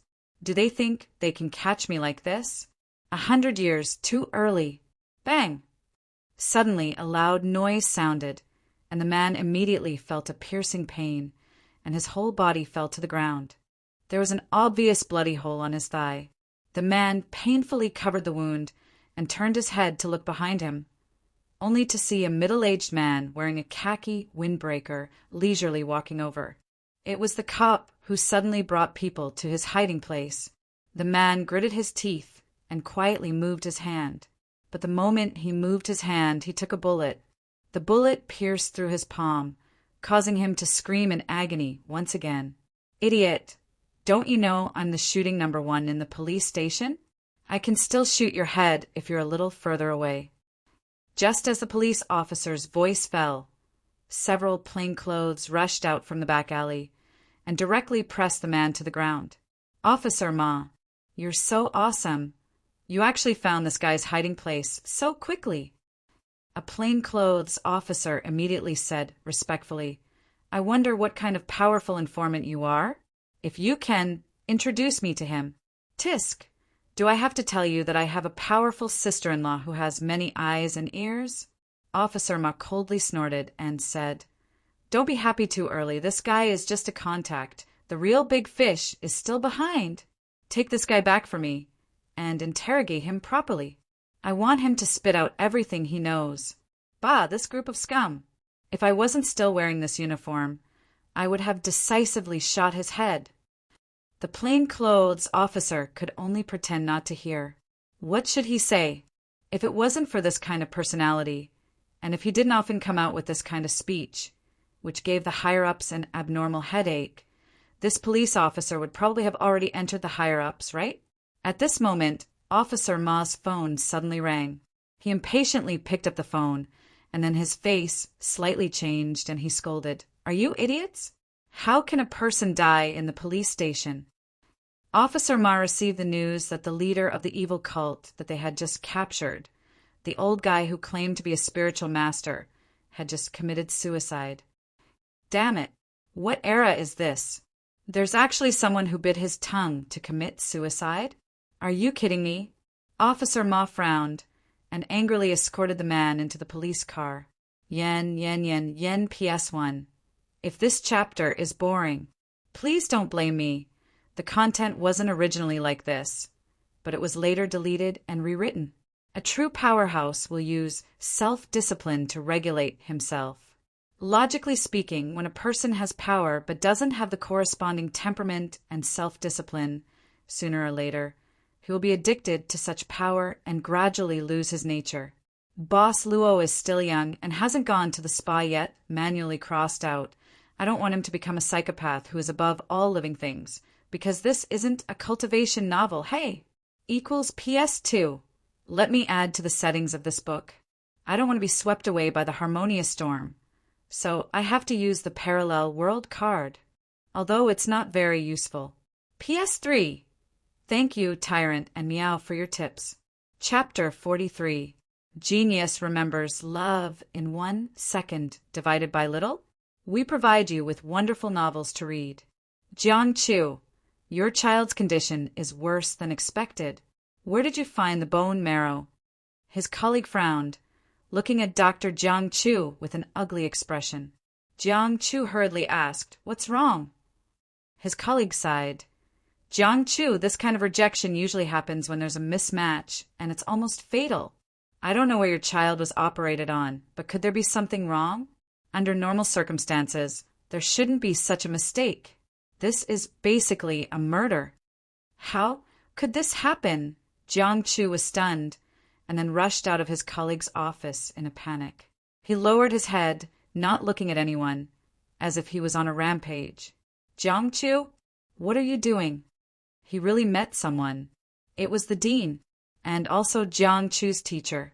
"Teacher, Jiang-Chu was so flustered that he couldn't say a word. The dean sighed. "I know about your child's condition, and I'm very sorry for what happened. How about this? You're not in a good condition now, so I'll arrange another doctor to replace you for today's operation. You should spend some time with your family these days. I'm also contacting some overseas hospitals to see if there's any way." Jiang-Chu shook his head. "Dean, I want to be alone." The dean nodded, sighing and leaving. He really felt sorry for him. This was supposed to be an opportunity to promote him. But now that such a thing happened and the patient knew about it, of course he wouldn't let Jiang-Chu do the operation. If he was distracted during the operation, it could be fatal at any moment. Jiang-Chu walked alone in the corridor like a walking corpse. Were those girls who passed by in a hurry talking about him? Were his colleagues looking at him with pity? Or were they mocking him? Jiang-Chu walked to the ward of the child who was supposed to be the chief surgeon, and found that there was another doctor checking the situation and stabilizing the patient's emotions. "Love, go, little, say, W." Chu, he didn't blame the director for replacing him at this time. Not to mention whether he could really hold the scalpel. He really couldn't feel at ease in the current situation. It would be better to say that giving up on this operation was more like a form of relief for him. He could not face the little girl's yearning gaze. Jiang-Chu came to the rooftop of the hospital alone. Trembling, he took out his phone from his pocket and hesitated for a long time before dialing a certain number. "Mr. Sun?" A hoarse and synthetic voice came from the other end. It was Mr. Sun's voice.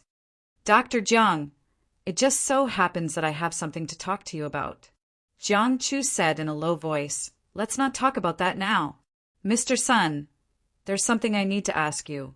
Is the bone marrow you provided to my son a match?" Mr. Sun continued, "Now that black cat has been caught, the local police should be able to find you soon. I've arranged for you to leave immediately." "What?"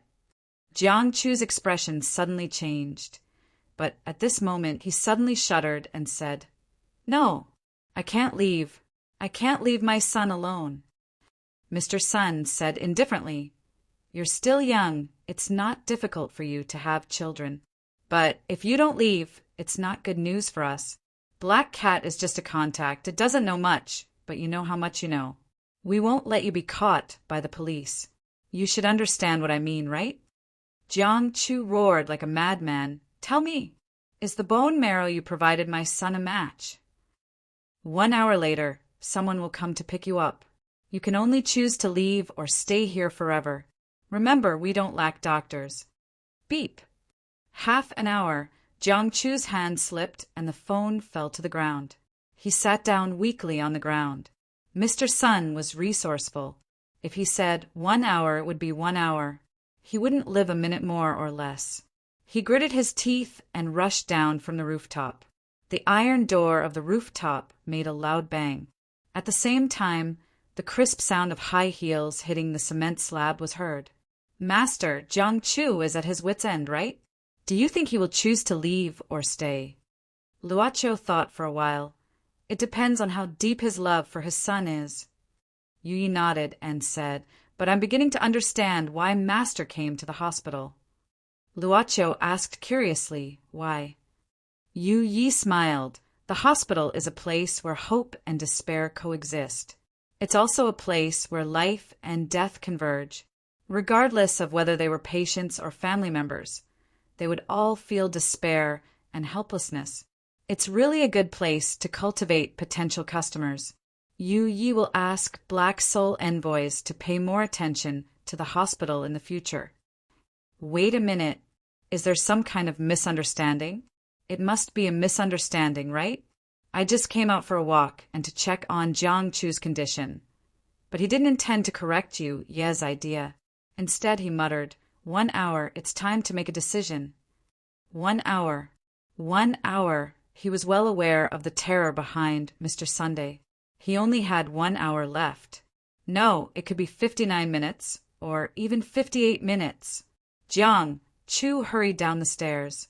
A group of medical staff was pushing a bed past him. It was the girl who was supposed to be operated on. The little girl didn't know much about the world. She smiled when she saw the doctor she had seen before. In the midst of his haste, this smile caused ripples in Jiang Chu's heart. He suddenly stopped his footsteps and supported himself against the wall, feeling as if he was about to collapse. Unknowingly, Jiang Chu came to another ward. His exhausted ex-wife leaned against his son's bed, grabbing his son's hand and falling asleep. Jiang Chu didn't dare to make a sound. He walked to the bed and looked at his son with a complicated expression. He was supposed to have a happy life. Yes, he should have if the bone marrow was compatible. Jiang Chu reached out his trembling hand, wanting to touch his son's face, but he withdrew his hand abruptly. He gritted his teeth and walked out of the ward. He walked to the small park downstairs of the hospital and sat on the stone bench. Then he started to daydream. 1 hour later, Jiang Chu was still sitting at the same place until an ordinary-looking man in a black suit approached him. "Dr. Jiang, Mr. Sun asked me to pick you up. Please leave." Jiang Chu raised his head, slowly looking at the man. He patted the bench beside him and said, "Don't be impatient, sit down. I have a few questions that I want to ask you."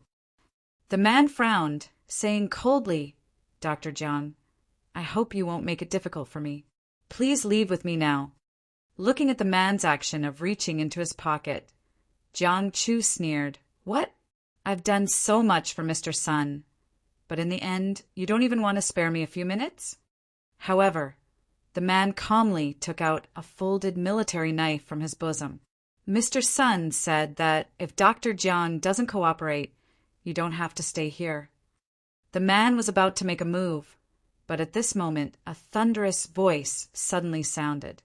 Suddenly, 6 or 7 figures rushed out from the surroundings. The one leading them was Officer Ma. "Don't move. You've been surrounded. Put down the weapon and surrender." The man's cold eyes stared at Jiang Chu's face. Jiang Chu's lips trembled, saying agitatedly, "You cheated me with the fake bone marrow. Don't blame me for being heartless. I'll call the police. I'll expose everything about you. Ha ha ha. Since they have already found me, I won't be able to escape. Let's all die together." The man snorted, stabbing Jiang Chu's neck calmly. Bang! A gunshot sounded at the same time. The man's wrist was hit by the bullet, and the military knife fell to the ground. "Damn it! I told you I'm the sharpshooter in the bureau. Damn it, you don't listen. Catch him. F***CK. Useless. Stop him. Don't let him escape. F***CK off. Go after him. Go F***CK, all of you, if he escapes." The hot-tempered Officer Ma flew into a rage. "Sir Ma, our brothers are looking around. He's injured and can't escape. What should we do with this guy?" 2 plainclothes escorted Jiang Chu to Officer Ma. Officer Ma said, "What else can we do? This guy is an important witness. Send him back immediately. Watch him carefully. Well, stuff this guy's mouth with something and tie him up. Damn it. Officer, before I leave, can I see my son one more time? I beg you." Jiang Chu suddenly begged. Officer Ma sneered. "What? Now you've got a conscience and remember your son? Did your conscience get eaten by a dog when you helped this group of scumbags take human organs to sell?" Jiang Chu's face turned pale, kneeling on the ground painfully, begging, "Please, let me see my son one last time. He can't hold on for long." Chapter 44. Genius 1, Second Remember Love /go/little? We provide you with wonderful novels to read. Officer Ma took off Jiang Chu's white coat and wrapped it around his handcuffed hands. Then he warned, "You have 5 minutes." "Thank you." Jiang Chu choked with sobs. Officer Ma called over 2 assistants and ordered, "Keep an eye on him. Bring him back to the police station when the time is up." Understood. Officer Ma nodded and watched the two leave with Jiang Chu. He cursed and walked towards another direction. However, before he could take 2 steps, his phone rang. Officer Ma picked it up and nodded after listening to the conversation. You bunch of bastards. You've done well this time. How did you manage to capture him so quickly? The other side of the phone said, that guy rushed into the back alley of the hospital. When we chased after him, he fainted on the ground.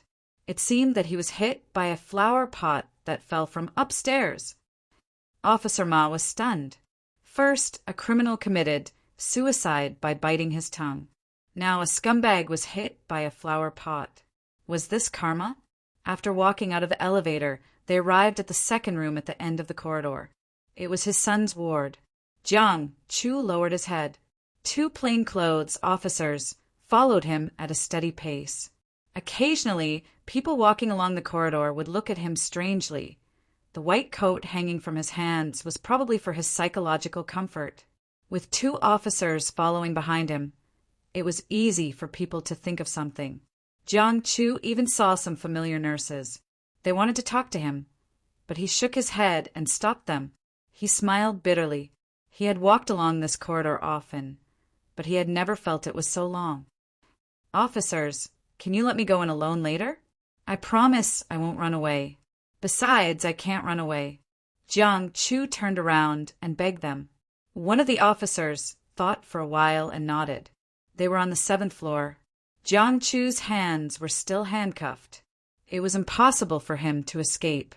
At this moment, a cleaner pushed a trolley from the front. 2 plainclothes guards took Jiang Chu to the side and made way. Unexpectedly at this moment, the cleaner suddenly pushed the cart towards the 3 of them. With a wave of his sleeve, a dagger slipped out of his sleeve. The cleaner caught the dagger instantly and was about to stab Jiang Chu. But at this moment, a bottle of mineral water that was thrown from a distance smashed into the cleaner's head. This full bottle of water was no less powerful than a heavy punch. The cleaner suddenly felt dizzy. By the time he reacted, he was already pinned to the ground by 2 plainclothes officers. He couldn't move at all. At this moment, Officer Ma walked over with a cold smile. You King retard. I knew you had some tricks up your sleeves. Do you think I will let this guy come up so casually? The cleaner, who was being held down, didn't say a word. He just stared at Officer Ma. Officer Ma snorted and handcuffed the cleaner. Then he called another plainclothes policeman to guard the cleaner at the same time. You, take this guy over and let him go in alone. Officer Ma ordered. Jiang Chu glanced at this officer, who liked to swear gratefully. He lowered his head and walked to the end of the corridor silently. Officer Ma lit a cigarette while looking at the cleaner. Officer Ma, this is a hospital. Officer Ma was stunned. He put out the cigarette with an irritated face, saying, You're dead. Scum. You'd better cooperate with us. The cleaner suddenly smiled strangely. Officer, you're so smart. You know we have a trick up our sleeve. Officer Ma sneered. I've eaten more salt than you. The cleaner said, But what if we have a trick up our sleeve? Officer Ma was stunned. He suddenly had a bad feeling. At the same time, the surroundings suddenly turned dark, and all the lights went out at this moment. Officer Ma reacted quickly and tried to catch the cleaner. However, he was lifted up in the stomach. Then his partner bumped into him. Both of them fell to the ground at the same time. The power was cut off very quickly, but it was restored in just a few seconds. However, at both ends of the corridor, no one knew where the cleaner had run off to. There's a third one. Officer Ma stood up from the ground, cursing angrily. He chased after Jiang Chu. When he turned the corner at the end of the corridor, he saw his limbs lying on the ground. He covered his abdomen and was bleeding profusely. However, Jiang Chu was nowhere to be seen. Officer Ma looked around with confusion and shame. Where did Jiang Chu go? Jiang Chu didn't know where he was. An unprecedented fear shrouded him. This was the rooftop of the hospital, but he remembered clearly that he was in the corridor on the 7th floor. When he was about to enter his son's ward, the surroundings suddenly turned dark. He heard the groan of the plainclothes officer behind him. At this moment, Jiang Chu suddenly realized that Mr. Sun wouldn't let him go so easily. Perhaps he would die in the next second, but his son was right in front of him, separated only by a door. But he couldn't see him. A strong feeling of grief, indignation, and despair pushed Jiang Chu's emotions to the peak. Suddenly, his eyes lit up and he appeared on the rooftop of the hospital. For example, a strange person appeared in front of Jiang Chu, a strange person wearing a clown mask and holding a black cane, as if he had been waiting for Jiang Chu for a long time. A strange person. Who are you? Are you also sent by Mr. Sun? Jiang Chu looked at the stranger in horror. Luoqiu looked quite calm under the mask. Dr. Jiang, shouldn't you already know who I am? Jiang Chu gave a start. Luoqiu waved his cane. A black card slid out from Luoqiu's doctor gown and flew into Luoqiu's palm.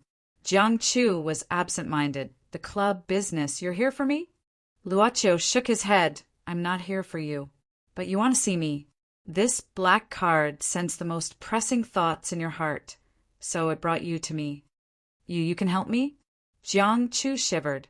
In just a few seconds, he had appeared on the rooftop. This sudden change, the appearance of this strange person wearing a clown mask, and the black card that flew out of his hand. Something inconceivable was happening to him right now. Really, I can buy anything? Jiang Chu swallowed his saliva and asked.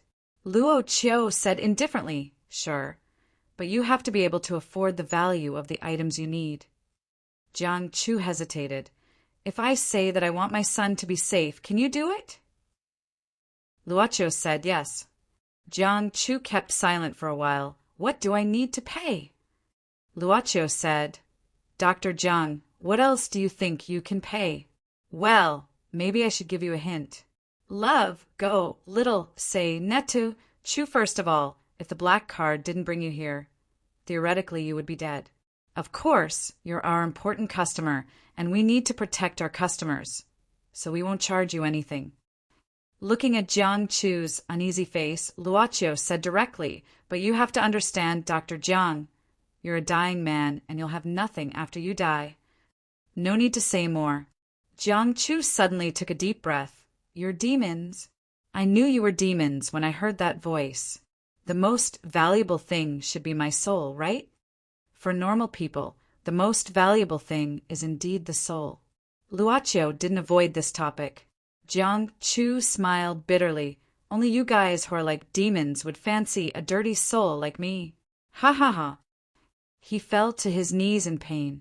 His eyes were lifeless as he looked at the handcuffs on his hands. His hands trembled as he said hoarsely, I knew it. I knew it from the very beginning. When I used the scalpel to cut open the first person's body, I knew that I wouldn't have a good ending. Old man, men, women, vagrants, even orphans one after another. I can never forget the way they looked at me. He covered his face, crying bitterly, I had no choice. They said they could give me a bone marrow match. I can't let my son die. He's not even 11 years old. His life hasn't started yet. Even if my hands are stained with blood, I will use it to open a new life for him. Even if I have to go to hell, I dare. Mr. Sun lied to me. They lied to me. Retribution. Retribution. This is my retribution. Ha ha ha ha ha. My soul, you can take it if you want. I don't know how many people I've harmed, and I know I can't repay them even if I die. But in the end, I still hope I can save the lives of those who deserve it. Luoqiu said, Tell me what you want. Jiang Chu said dispiritedly, I want my son, my son and his mother to be safe. I don't want them to be persecuted. In fact, I hope that you can bring Mr. Sun and his gang to justice. Luoqiu kept silent for a while. Sorry, your soul isn't worth that much. The former or the latter? Jiang Chu smiled bitterly. Really? This dirty soul isn't worth much. Fine, then I'll take the former. As long as they are safe, I'm satisfied. Even if he didn't make the deal, his reputation would be ruined. Even if he was caught, Mr. Sun and his gang wouldn't let him go. This group of people was resourceful and had many ways to get him out of prison. Besides, his son wouldn't make it. His ex-wife would be grieving because of his son's death. It was the worst-case scenario. Then, if he could still get something back, there was no need to hesitate. He looked at Clown. "Can I see my son one last time?" Luocho nodded. With a wave of Black's cane, the two of them had arrived at a ward from the rooftop. Luocho tapped on Jiang Chu's ex-wife's shoulder with his cane. Seeing Jiang Chu become nervous, he said, "Dr. Jiang, you don't want to be disturbed during your last farewell, right?" Jiang Chu nodded and didn't say anything. He walked to the bedside and held his son's hand, placing it on his cheek silently. He looked at his son in a daze. Luocho didn't have the slightest intention of urging him. He waited patiently in silence. Suddenly, Jiang Chu stood up with red eyes and kissed his son's forehead gently, murmuring, "You will have a good life. Do you know that?" "I'm useless. I've done many wrong things. I'm sorry." He took a deep breath, looking at Luocho calmly. "Can I go to this hospital for the last time?" "Yes." Luocho nodded. Jiang Chu was walking along the corridor of the hospital. Strangely, no one who walked past him seemed to be able to see him. He walked right in front of them. He knew it was the ability of the devil, so he didn't care about it. He walked past the emergency room. I hadn't graduated at that time and was assigned here for an internship. It was the old dean who took a fancy to me and sent me here after graduation. The calligraphy on the wall was written by me. It's been so many years, but it hasn't been taken down. Jiang Chu smiled, looking at these and talking about these things, as if he wanted Luocho, who would accompany him to the end of his life, not to feel too bored. Luocho suddenly asked, "Dr. Jiang, if you could start your life over, would you still choose to help Mr. Sun?" Jiang Chu stopped, thinking for a while. "Yes, I would. But this time I'll check whether the bone marrow matches, instead of blindly believing." Luocho nodded, saying suddenly, "Time's up." Jiang Chu nodded, taking a deep breath. There was nothing to worry about. Suddenly, a nurse rushed in, asking hurriedly, "Is Dr. Chin here? Dr. Chin?" "What's the matter?" Dr. Huang was in the middle of an operation due to the power outage, but he was frightened and made a mistake. Although the power was restored immediately, Dr. Huang fainted due to excessive nervousness. The dean said the operation can't be stopped. "Dr. Chin?" "Me? I'm just an intern. It's too late. The patient's family agreed." "But where's Dr. Jiang?" "We can't find him. Hurry up. Hurry up. It's urgent." The nurse hurriedly pulled a young doctor out of the room and left in a flurry. Seeing all this happening before him, Jiang Chu smiled bitterly. "Is it because I heard another one?" "You should be the one to do the operation." Jiang Chu stared blankly at Luocho. An unprecedented impulse made him blurt out, "Can you give me another 5 hours? No, for hours." "Dean, I really can't do it." The young Dr. Chin was at a loss, standing beside the old dean. The old dean could only comfort him. "Just do it boldly or the patient will die. The situation is very dangerous now. I have no other choice. So you want me, a half-baked person, to take over?" The young doctor was full of anger. The hospital could take over, not including Jiang Chu, who couldn't be found. There were at least 1 or 2 doctors. "Let me do it." Suddenly, a steady voice sounded, and the one who walked in was Jiang Chu in a white robe. His face was pale, but his eyes were the most spirited one the old dean had ever seen in so many years. "Jiang Chu, you're not." The old dean seemed to know something, looking at Jiang Chu in surprise. Jiang Chu walked to the dean, saying softly, "Teacher, I'm just a doctor now. Can I?" The patient's family didn't want such a young doctor to take over, but they couldn't do anything about the hospital system. When the patient's grandfather saw that his old friend had found a young doctor to treat him, he was very upset. Seeing Jiang Chu, the original chief surgeon, he didn't want to say anything, but said directly, "Dr. Jiang, I'm sorry about your child, but if you can save my granddaughter, Jiang Chu waved his hand. I just want to save her. I don't want to say too much. If it's possible, please let me in. Although he was asking to let him in, Jiang Chu had already walked straight to the operating room. The nurse in surgical gown hurriedly made way for him and said hurriedly, Dr. Jiang, let me disinfect your wound first. In the operating room, everything was so familiar. Jiang Chu held the scalpel without trembling, and his fingers even looked strong and powerful. He had never felt so energetic and focused before. He could not remember how long it had been since he was able to perform such a surgery on the operating table with the same focus as he was now. He didn't think about anything, but only hoped that every scalpel could land on the most precise spot. The scalpel seemed to have turned into a sharp sword, cutting off the rope that was supposed to drag this little life to death. One by one, he had already forgotten the passage of time. It was silent in the operating room, until a clink sound was heard, which was the sound of the metal tools Jiang Chu put on the tray. Jiang Chu heaved a long sigh, stopped the bleeding, and sutured the wound. Dr. Jiang, you are so awesome, so awesome. Dr. Jiang? Dr. Jiang? The moment Jiang Chu took off his mask, he slowly fell to the ground. There was a smile on his face, looking peaceful and satisfied. Is this Jiang Chu's soul? It's so beautiful. I thought it couldn't reach this level of purity. In the club, Yu Yi held up a crystal box. Inside, there was a ball of light that was emitting a pink glow. It was so pure that there were no impurities in it. Luoqiu looked at the mobile phone he took from Jiang Chu, looking at the photo in the phone, saying softly, maybe it's because he got redemption in the end. I think he made a profit this time, and a lot, Yu Yi said with a smile.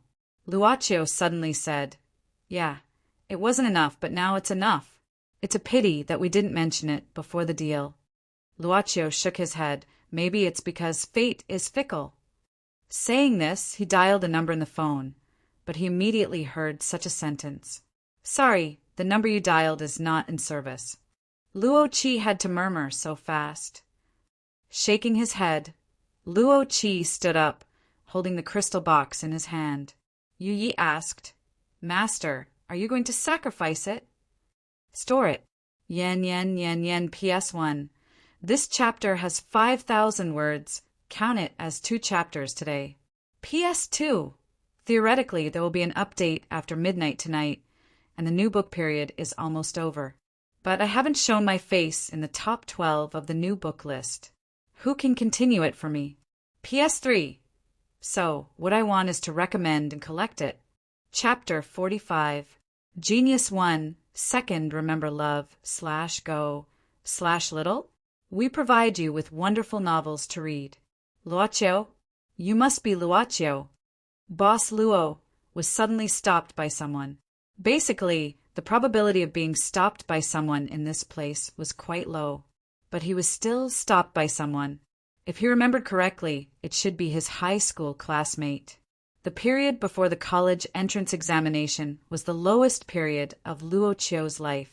Therefore, after the college entrance examination, he basically lost contact with everyone in his class.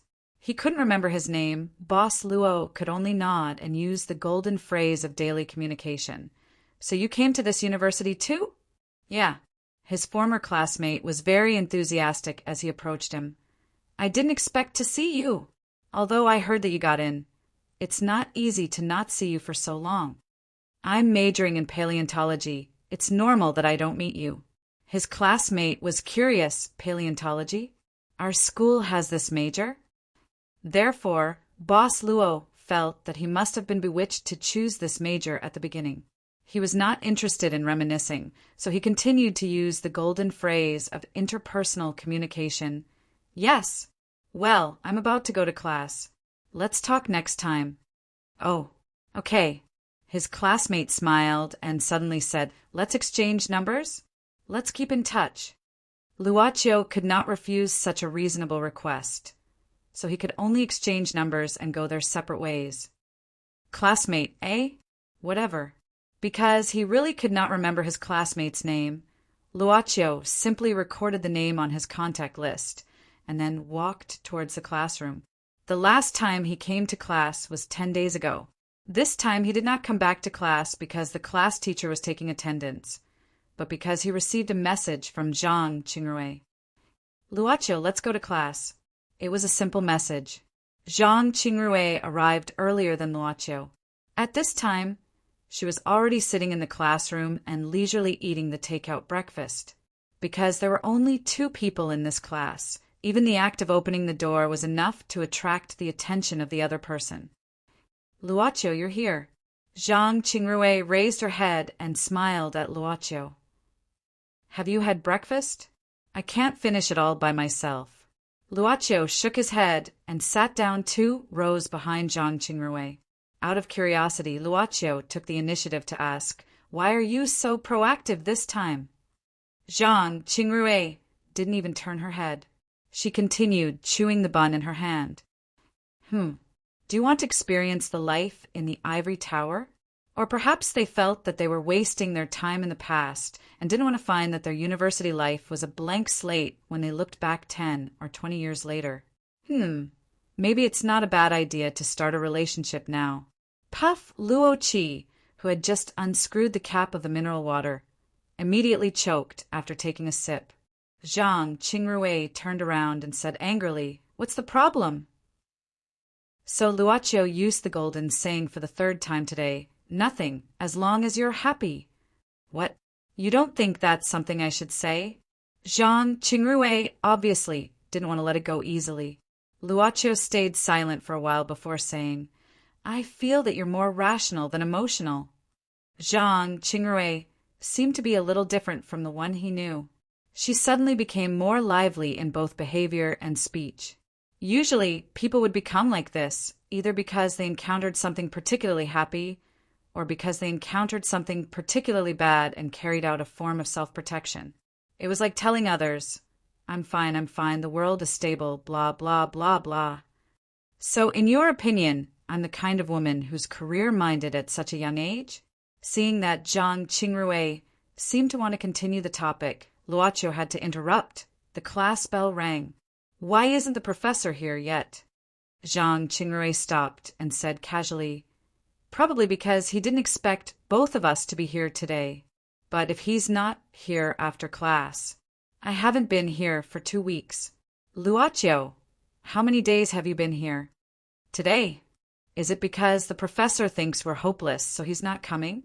The 2 didn't look at each other affectionately. Instead, they were both stunned. After a while of silence, Luoqiu stood up and was about to walk out of the classroom. Zhang Qingrui always thought that Luoqiu was the kind of person who would act on his decisions. For example, now that he knew the professor wouldn't come, he left without saying anything. Zhang Qingrui hesitated for a while before she packed up her things and said to herself, "I didn't expect the first day of my ivory tower life to end in failure." She couldn't help but think about the agreement she made with her grandmother. This was the free time that she fought so hard to get. At least before graduation, she could do something she wanted to do. All of a sudden, time became precious. Zhang Qingrui, who didn't want to waste the first day, suddenly raised her voice. "Luoqiu, wait a minute." "What do you want?" "Don't always look like someone owes you thousands of yuan." Zhang Qingrui walked down the stairs quickly and came to Luoqiu, saying with a smile, "Since you're here, do you want to walk around? I need you." Luoqiu gave a start. He looked around and pointed at himself with a confused expression. Zhang Qingrui said happily, "Don't think too much. I just want you to do me a favor. We're classmates. You won't refuse such a small favor, right?" No. Luoqiu suddenly said, "I have something to do. I'm leaving." Zhang Qingrui gave a start, but Luoqiu suddenly walked out of the door without any intention of coming back. She couldn't help being curious. How did this guy make that beauty fall in love with him? Zhang Qingrui then shook her head. "Why should I care so much about others? I should take care of myself for the next 2 or 3 years."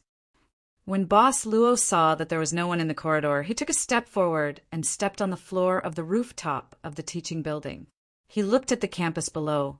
The reason why he suddenly left was that he sensed the presence of a black soul envoy nearby. And this black soul envoy was Taiyinzi. Luo Qiu moved his mind, and in the blink of an eye, a phantom that was invisible to ordinary people slid up from below and finally converged into a phantom in front of Luo Qiu. Taiyinzi greets the master. Luo Qiu looked at Taiyinzi from head to toe, asking curiously, Yu Yi said you're a fast learner, so she tried to let you go out. Is this the place you chose? Taiyinzi hurriedly said, Yes, Black Soul number 9, who taught me, recommended this place to me with many people. She said it's more suitable for a newbie like me. I didn't know the master was here. I'm studying here, Luo Qiu said indifferently. Then Luo Qiu asked curiously, How long have you been here? Taiyinzi said several hours. Luo Qiu said, Have you found anything? Taiyinzi said, Master, I've already found a suitable financial backer. This person's desire is very strong.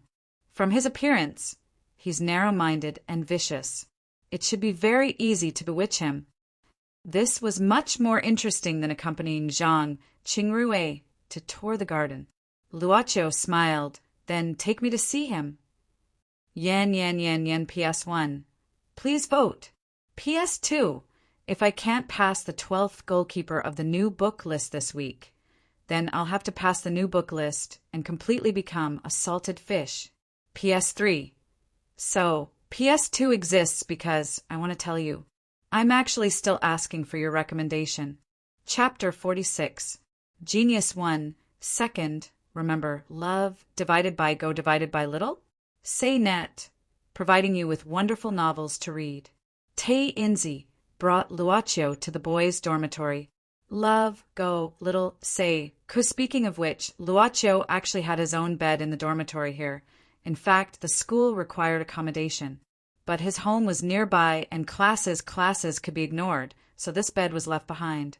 This is the person with a very strong desire and narrow-minded, and a heart of snakes and scorpions. Yes, master, please take a look. In a boys' dormitory that was not too dirty and messy, Luo Qiu and Taiyinzi appeared behind a boy. Strangely, the boy did not seem to notice that there was someone behind him. Taiyinzi walked to the side of the Prince Charming. Master, look, this person is talking to someone in this room. Modern technology is too strange. Through such a strange thing, we can communicate with people. This is called a computer. Oh, master, look. Taiyinzi pointed at the words that the boy typed on the computer screen. This person is very vicious. Look, he is planning how to poison someone to death. From the poison to the murder method, it is all very secretive. The most important thing was that this guy had a happy smile on his face when he was plotting these things. It is a smile with a knife hidden in it. Luo Qiu glanced at it, shook his head, and said indifferently, Let's go. He was running a team, brother, and although his desire was big, it was just a desire to create. Although he could consider becoming a financial backer, there was no profit. Even if he could tempt the other party to trade souls, the quality would be very poor. Boss Luo felt that he was not so desolate that he needed to be so desperate. Master, you don't like it? Taiyinzi panicked and said quickly, It's okay. Today's harvest is not only this. Master, please follow me. The second place Taiyinzi brought Luo Qiu to was the female dormitory. After hesitating for a moment, Boss Luo finally went in and arrived at a room with underwear hanging everywhere. Master, please look. This wishful thinking. The computer was displaying such a filthy image. Yes. What kind of people were they? Why is his skin black? It doesn't matter. Most importantly, it showed that the foreign man was. Was this blonde woman also a foreign woman? Too filthy. How could a woman do such a thing with so many men? Why do these foreign men have so much to do? Well, let's get back to the topic of this sugar daddy. Master, look. When this woman saw these images, she was actually aroused. Her face was flushed red, and she even reached out her hand. She was simply 2*********.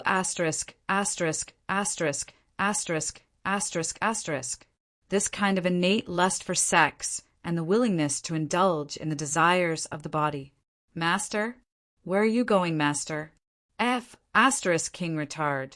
Master, please look. This group of people in this room were simply heartless. The man in white was teaching this group of young people how to kill. This man lying on the bed had obviously been harmed. This man in white was extremely familiar with the human body. Master, please look. I'm afraid this is a rather evil assassin training base. Master, where are you going? He was in the middle of an autopsy class. Master, where are you going? Wait for me. Boss Luo sighed. He did not understand why he was here watching a 5-minute drama. Love, go little, say networko. Master, this time must be. Master, where are you going? Wait, men were truly in love. It was not something that was against morals. Master, wait for me. I have another discovery. Taiyanzi said in a panic in front of Luochio again. This was not good. This was the first time he came out to do something. But it seemed that he had not found a sugar daddy that could interest his master. Taiyanzi was very anxious. And speaking of which, what had become of this modern society? There were so many sinners. How could it be normal? Luochio sighed and stopped, saying in a low voice, Black Soul number 9, come and see me. Not long after, a shadow emerged from the ground. Unexpectedly, it was almost dead. Sure enough, this guy was also worried about Taiyanzi, so he had been loitering nearby. Master, what are your orders? Black Soul number 9 asked dully. Luochio said, well, the library of this school is over there. You take Taiyanzi there. Don't teach him how to bewitch humans. Teach him some modern life knowledge. Black Soul number 9 nodded. But thinking of the sugar daddy that Taiyanzi mentioned, Luochio felt that his eyes were stung for a long time. So he said seriously, use the force-feeding method. Yes, master.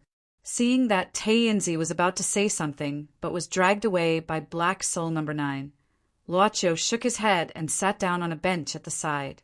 He took out his phone and habitually glanced at his Jihu account. These 2 days, there was no reply about the text that was taken from the former boss room. But he did not expect to get a reply after opening it this time. The reply was from a person called Huang Jintong, who was also the one who answered that it was suspected to be Coptic language at the beginning. The reply was like this. Well, seeing the text that was posted this time, it should be a complete sentence. As for the source, it seems that the same sentence appeared on a page of the Gospel of Judas that was copied by ancient Egyptians in the 3rd to 4th century AD. But I'm not sure. I hope it can help you. After reading it, Luochio muttered strangely, Judas! Luochio knew about the Judas that appeared in Western legends, because he was not a believer. What he knew was some information that was circulated on the internet. One of the 12 disciples, because he betrayed the Lord Jesus for 30 coins. There were still some photos on his phone and some pictures of the Gospel of Judas that were circulated on the internet. Luochio started to compare them on the spot. Is it really the Gospel? Luochio was surprised to find that one page could be found in the pictures that were passed down. There were many similarities with the text that he took. Feeling that there seemed to be some clues about the strange text, Luochio's depressed mood improved a little. At the same time, 2 girls walked past him quickly. Oh, Tu Jaya is here. Seems like she's shooting an MV here to release a new single. Let's go take a look. I'm afraid we can't squeeze in if we're late. Luochio raised his head, looking at the 2 girls' backs that ran past him in a hurry, revealing a curious expression. Although he was a person who preferred to be alone, it was not to the extent that he didn't pay attention to the outside world. There were many channels to understand and consult in modern times. If he didn't know Tu Jaya, he wouldn't be able to find her in this area. She was a singer who swept all the major lists and attracted countless fans. She could sing like the sound of nature. Moreover, she was a talented creative girl. Yen PS1. Thank you to the readers cute_shoo_shoo, fate_perverted begonia, blooming queen. and unrestrained black man for their tips. PS2. So this time I'm looking for recommendation votes and favorites on PS2. PS3. The book review section is flooded with mother of sex. Give me some seeds for me to criticize. Chapter 47.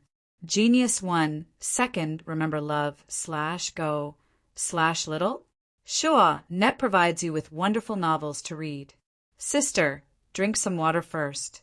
Today's sun is too strong. I'll urge the director to start the filming as soon as possible. If it goes on like this, I'll faint. Tu Jia took the cup from her sister, Tu Jiaqing, shaking her head. It's okay, I'm fine. But you've been busy since you woke up this morning. You should have a good rest. Tu Jiaqing shook her head at once. Sister, I'm not tired at all. You're a big star now, a singer. If I don't watch you closely, what if someone takes advantage of you? Don't worry. I'm going to talk to the director now. I'll be here soon. This kid. Looking at Tu Jiaqing, who ran away energetically, Tu Jia shook her head. After drinking some water, she concentrated on reading the script in her hand, as if she had completely integrated into her own world. Even if it was just around here, it had long become jammed with onlookers and paparazzi who were following and reporting the news. Click, click. A slight shutter sound. But for musicians who were good at capturing sound sources, they could hear it clearly. Tu Jia frowned. She found a woman who should have sneaked to the side of the van to take photos. She was probably a reporter with a certificate hanging around her neck. Miss, you're not allowed to come close here. A bodyguard came up at once, saying to the female reporter in a low voice, delete what you've just taken and leave here immediately. The female reporter raised her nose and laughed. What if I don't leave? Miss, please be polite. Polite? Your mother. Why were women so tough these days? The bodyguard felt very depressed. As the saying went, a good man wouldn't fight with a woman, especially a woman with a shrew character. Well, although she was pretty, she was a bit stubborn. Miss, please be polite, and please leave, the bodyguard said again in a low voice. Unexpectedly, Tu Jia said softly, let her come over. She's my good friend, it's okay. The bodyguard gave a start, seeing this woman with a camera push him away, smilingly, walking to the door of the van. Tu Jia shook her head. King Kong, it's fine here. I'll talk to my friend. King Kong had no choice but to nod and return to his original position. Superstars are indeed different. This bodyguard is also very strong. As the female reporter spoke, she looked at Tu Jia and commented, Tisk tisk, your figure is also good. Did you have plastic surgery? Tu Jia said angrily, Miss Ren Xiling, can't you be serious? It's been a few years since I last saw you. You're still the same. Ren Xiling laughed and stepped into the minivan. She looked around and said, how is it? You should be doing well these years. You have won several music awards in a row. Right now, you're definitely one of the most popular female singers in the South. Tu Jia shook her head. There's nothing good or bad about it. Popular people are prone to gossip. What's wrong? Ren Xiling asked curiously, but Tu Jia said, it's nothing. As for you, are you still working as a reporter? How have you been? I was working outside at that time. I heard that your husband. Ren Xiling stretched herself and said, I don't think about anything now. I just want to work hard and raise my son well. Son. Tu Jia's eyes lit up. She grabbed Ren Xiling's hand and said, what did we talk about when we were in school? Good sisters for life? You didn't even tell me that you have a child. Tell me, what does my nephew look like? Is he cute? You're really too much. Why don't you show him when you have a son? Ren Xiling suddenly turned her eyes and said, Girl, do you really want to see your big nephew? Isn't this nonsense? But can you leave now? Ren Xiling squinted. If you can, maybe I can let you see him right away. To be honest, my son is very handsome. Tu Jia hesitated for a moment. If it's just a while, it should be okay. The shooting hasn't officially started. Love, go little, say, netwuku. Okay, I'll ask him to come over right away and let you hug him. What? Z. Ren Xiling jumped out of the nanny van and walked to the side to make a phone call. Tu Jaya was stupefied. She thought to herself, is this good sister bringing her kid to work? Hello, son. Hello, Luochio. What's up? Where are you now? Luochio, who was still searching for information about the Gospel of Judas, thought carefully after hearing this question. Normally, he should be at school. He was indeed at school. Of course, if he answered that he was at home or not at school. Rin Xiling, who was overflowing with maternal love, would definitely nag him. School. That's great. I'm here too. Come here. I'm here. No.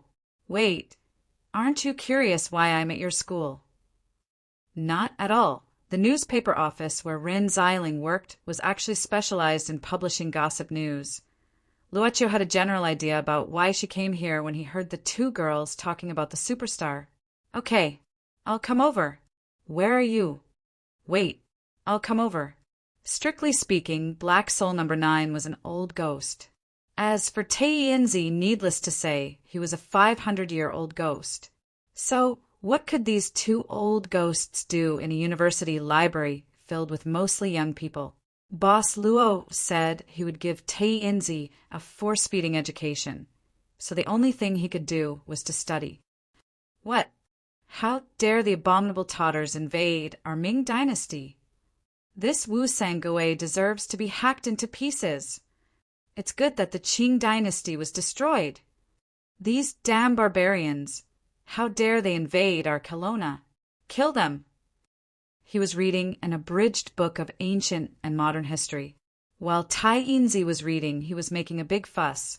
He was dancing with joy, blowing his beard and glaring his eyes.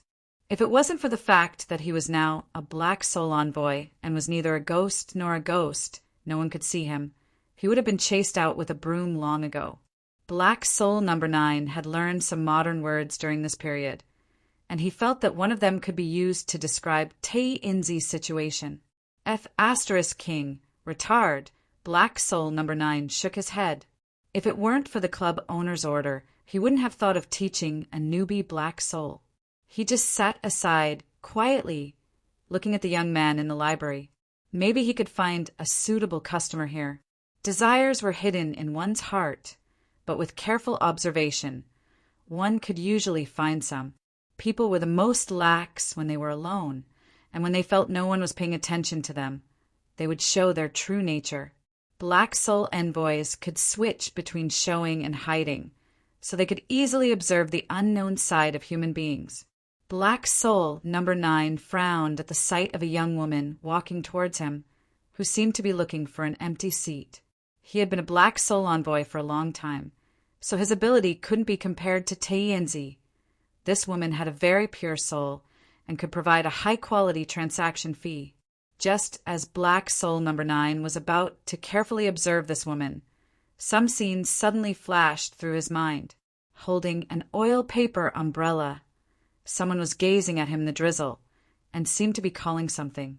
The scene was hazy, but there was a feeling of sadness in Black Soul number 9's mind. Black Soul number 9 tried his best to see the figure in the hazy pus until the woman, who intended to seduce him as a potential customer, walked past him. The woman's appearance overlapped with the vague figure in his mind.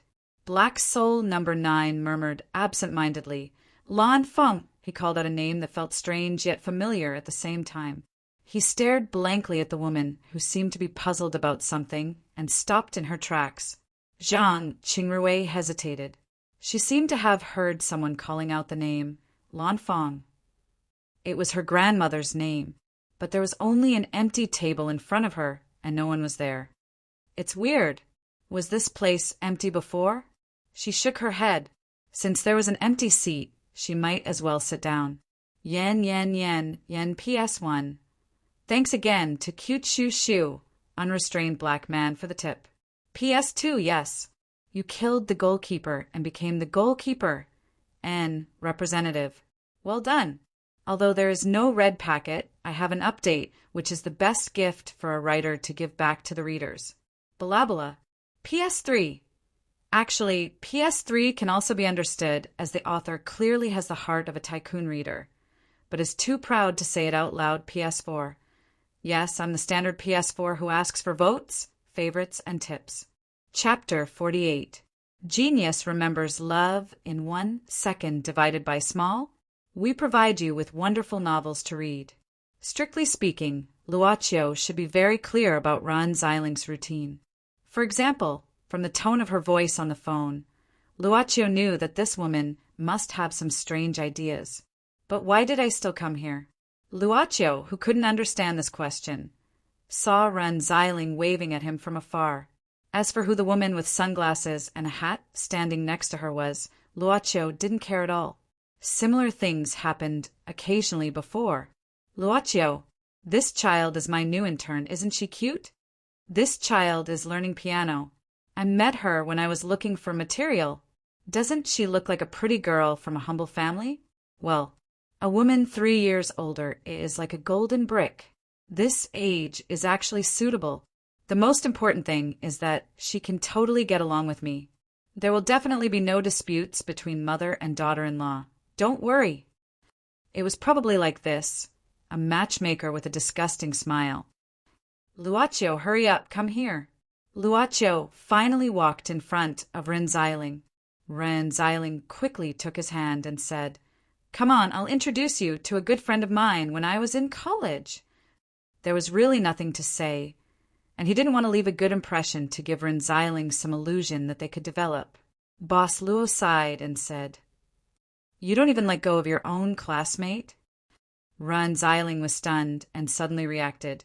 "You little brat, what nonsense are you thinking? Even if I have the heart, she may not like you." At this time, the woman next to her suddenly lowered the sunglasses on her face. "Zeiling, this is—" I said, "I'll let you meet my son." Ron Zeiling said proudly, "Dang dang. This is my son, Luaccio. What do you think? Handsome, right?" "Son." "I see. He's your husband's son." Tujaya shook her head and looked at the young man who had been ignored. In fact, she directly pulled Ron Zeiling aside to ask for more details. "I only knew that you got married suddenly, but I didn't know that it was actually—" Tujaya stopped talking. Ron Zeiling said casually, "There will always be 1 or 2 people in your life who are worthy of your sacrifice, right? I have nothing to regret or to feel sad about now. I just told you that I just want to work hard and raise my son." "Your son is already very old." "That's not the same." Ron Zeiling said seriously, "Raise a child for 100 years and worry for 99 years. Other people's real mothers can live for 99 years. But I've lost more than 10 years. What a huge loss." Tujaya was stunned. Then she laughed and said, "Forget it. I know you're not the kind of person who knows how to behave. Or rather, you're still you." Ron Zeiling said smilingly, "What's wrong with me? But it just so happens that someone wants to hug my son. Do you want to hug him?" Tujaya's face blushed. If it was really a child, there would be no problem. But it was obviously an adult man. She spat. "You're already a mother, but you still like to tease people.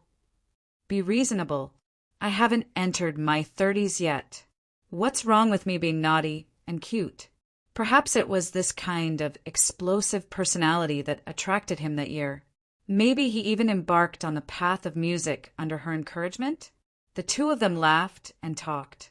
Boss Luo didn't have the dissatisfaction of being left alone.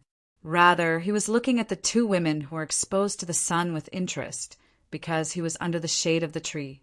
Speaking of which, except for the girls who occasionally appeared by Ron Zeiling's side and were sold to her, Luaccio had never seen Ron Zeiling's old friends. Even about her family situation, the only thing he knew was that she was an orphan. She said that because she was an orphan, she hoped to have her own family.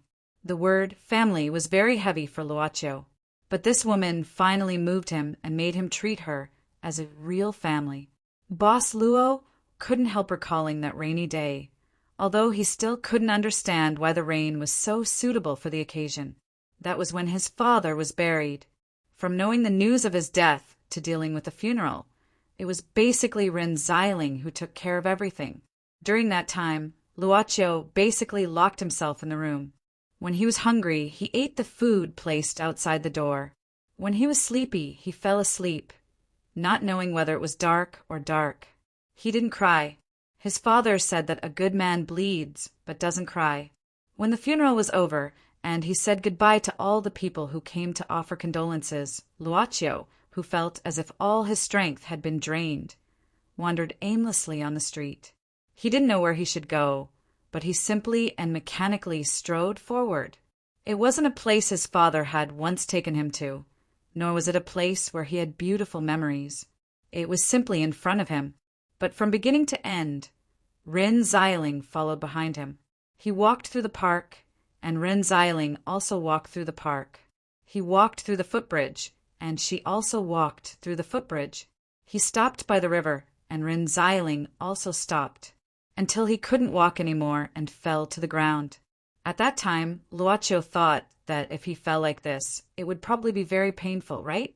His father said that he would bleed, but not cry, so if he could bleed now, it might be good. But the expected pain didn't appear. Rin Xiling hugged him from behind. This hug gave him everything. "Are you tired? I'll take you home, okay?" Luocio agreed. His nose was sour, and he burst into tears in Rin Xiling's arms. "You clearly needed me to take care of you when you were seriously ill." After thinking about it, a warm feeling in his heart made Luocio smile involuntarily. At this time, Rin Xiling took Tu Jaya's hand and finally came over, saying, "Boy, what are you smiling for?" Luocio shook his head. "Nothing. I've been here. Is it okay now?" Rin Xiling put her hands on her waist. "No. My old friend is here. Can you give me some face?" Luocio sighed, suddenly looking at the woman beside him. "Don't be offended." Rin Xiling gave a start. She was provoked by Luocio's paternalistic tone and was about to fly into a rage. Unexpectedly, Tu Jaya burst into laughter. "It doesn't matter. I should get used to it earlier than you." Luocio nodded. "That's good." Tu Jaya nodded slightly. Rin Xiling couldn't accept it, saying angrily, "Why are you two acting like parents meeting each other?" Luocio and the woman whose name he didn't know smiled at each other. "Sister, you're here." At this time a young woman trotted over, holding Tu Jaya's hand directly, panting, "Really, I've asked King Kong. He said you told him not to follow you. How can you act so recklessly? What if something happened? These two are." Tu Jaya had to look at Rin Xiling. "This is my sister, Tu Jiaqing. She means no harm. She's just nervous about me." "Well, Jiaqing, this is my old classmate. We happened to meet here, so we can catch up." Tu Jiaqing nodded. "Oh, I know. Oh, the director said we can start the filming now." Tu Jaya nodded. "Xiling, let's have a good meal again in the near future, okay? I need to start the filming now." "Go ahead," Ren Xiling said casually. Tu Jia nodded, looking at her sister. "Did you bring the script? I want to read it again." Tu Jiaqing hurriedly took out the script from her handbag. They walked. One was watching the dramatic changes, while the other was busy. Jaya's younger sister is so sensible. "Alas, if only someone is so sensible," Rin Xiling muttered, waving her hands. Luocio rolled his eyes and said, "Don't try to act cute when you have 30 tickets, okay?" F***CK. Luocio shook his head. "Besides, what you see is not necessarily good." "What are you talking about? Why is there a sour smell that can't compare to other kids?" Ren Xiling said smilingly. Luocio looked at the time. Tu Jia is about to start the filming. Don't you need to take photos? I just remembered that I didn't introduce her to you just now. Ren Xiling had just finished her words when she suddenly realized something. Her name is Tu Jiaqing, the director, the script. You have a good observation skill. She shook her head. I didn't intend to report this, but I heard that she came back recently and wanted to meet her on a whim. That's why I came here.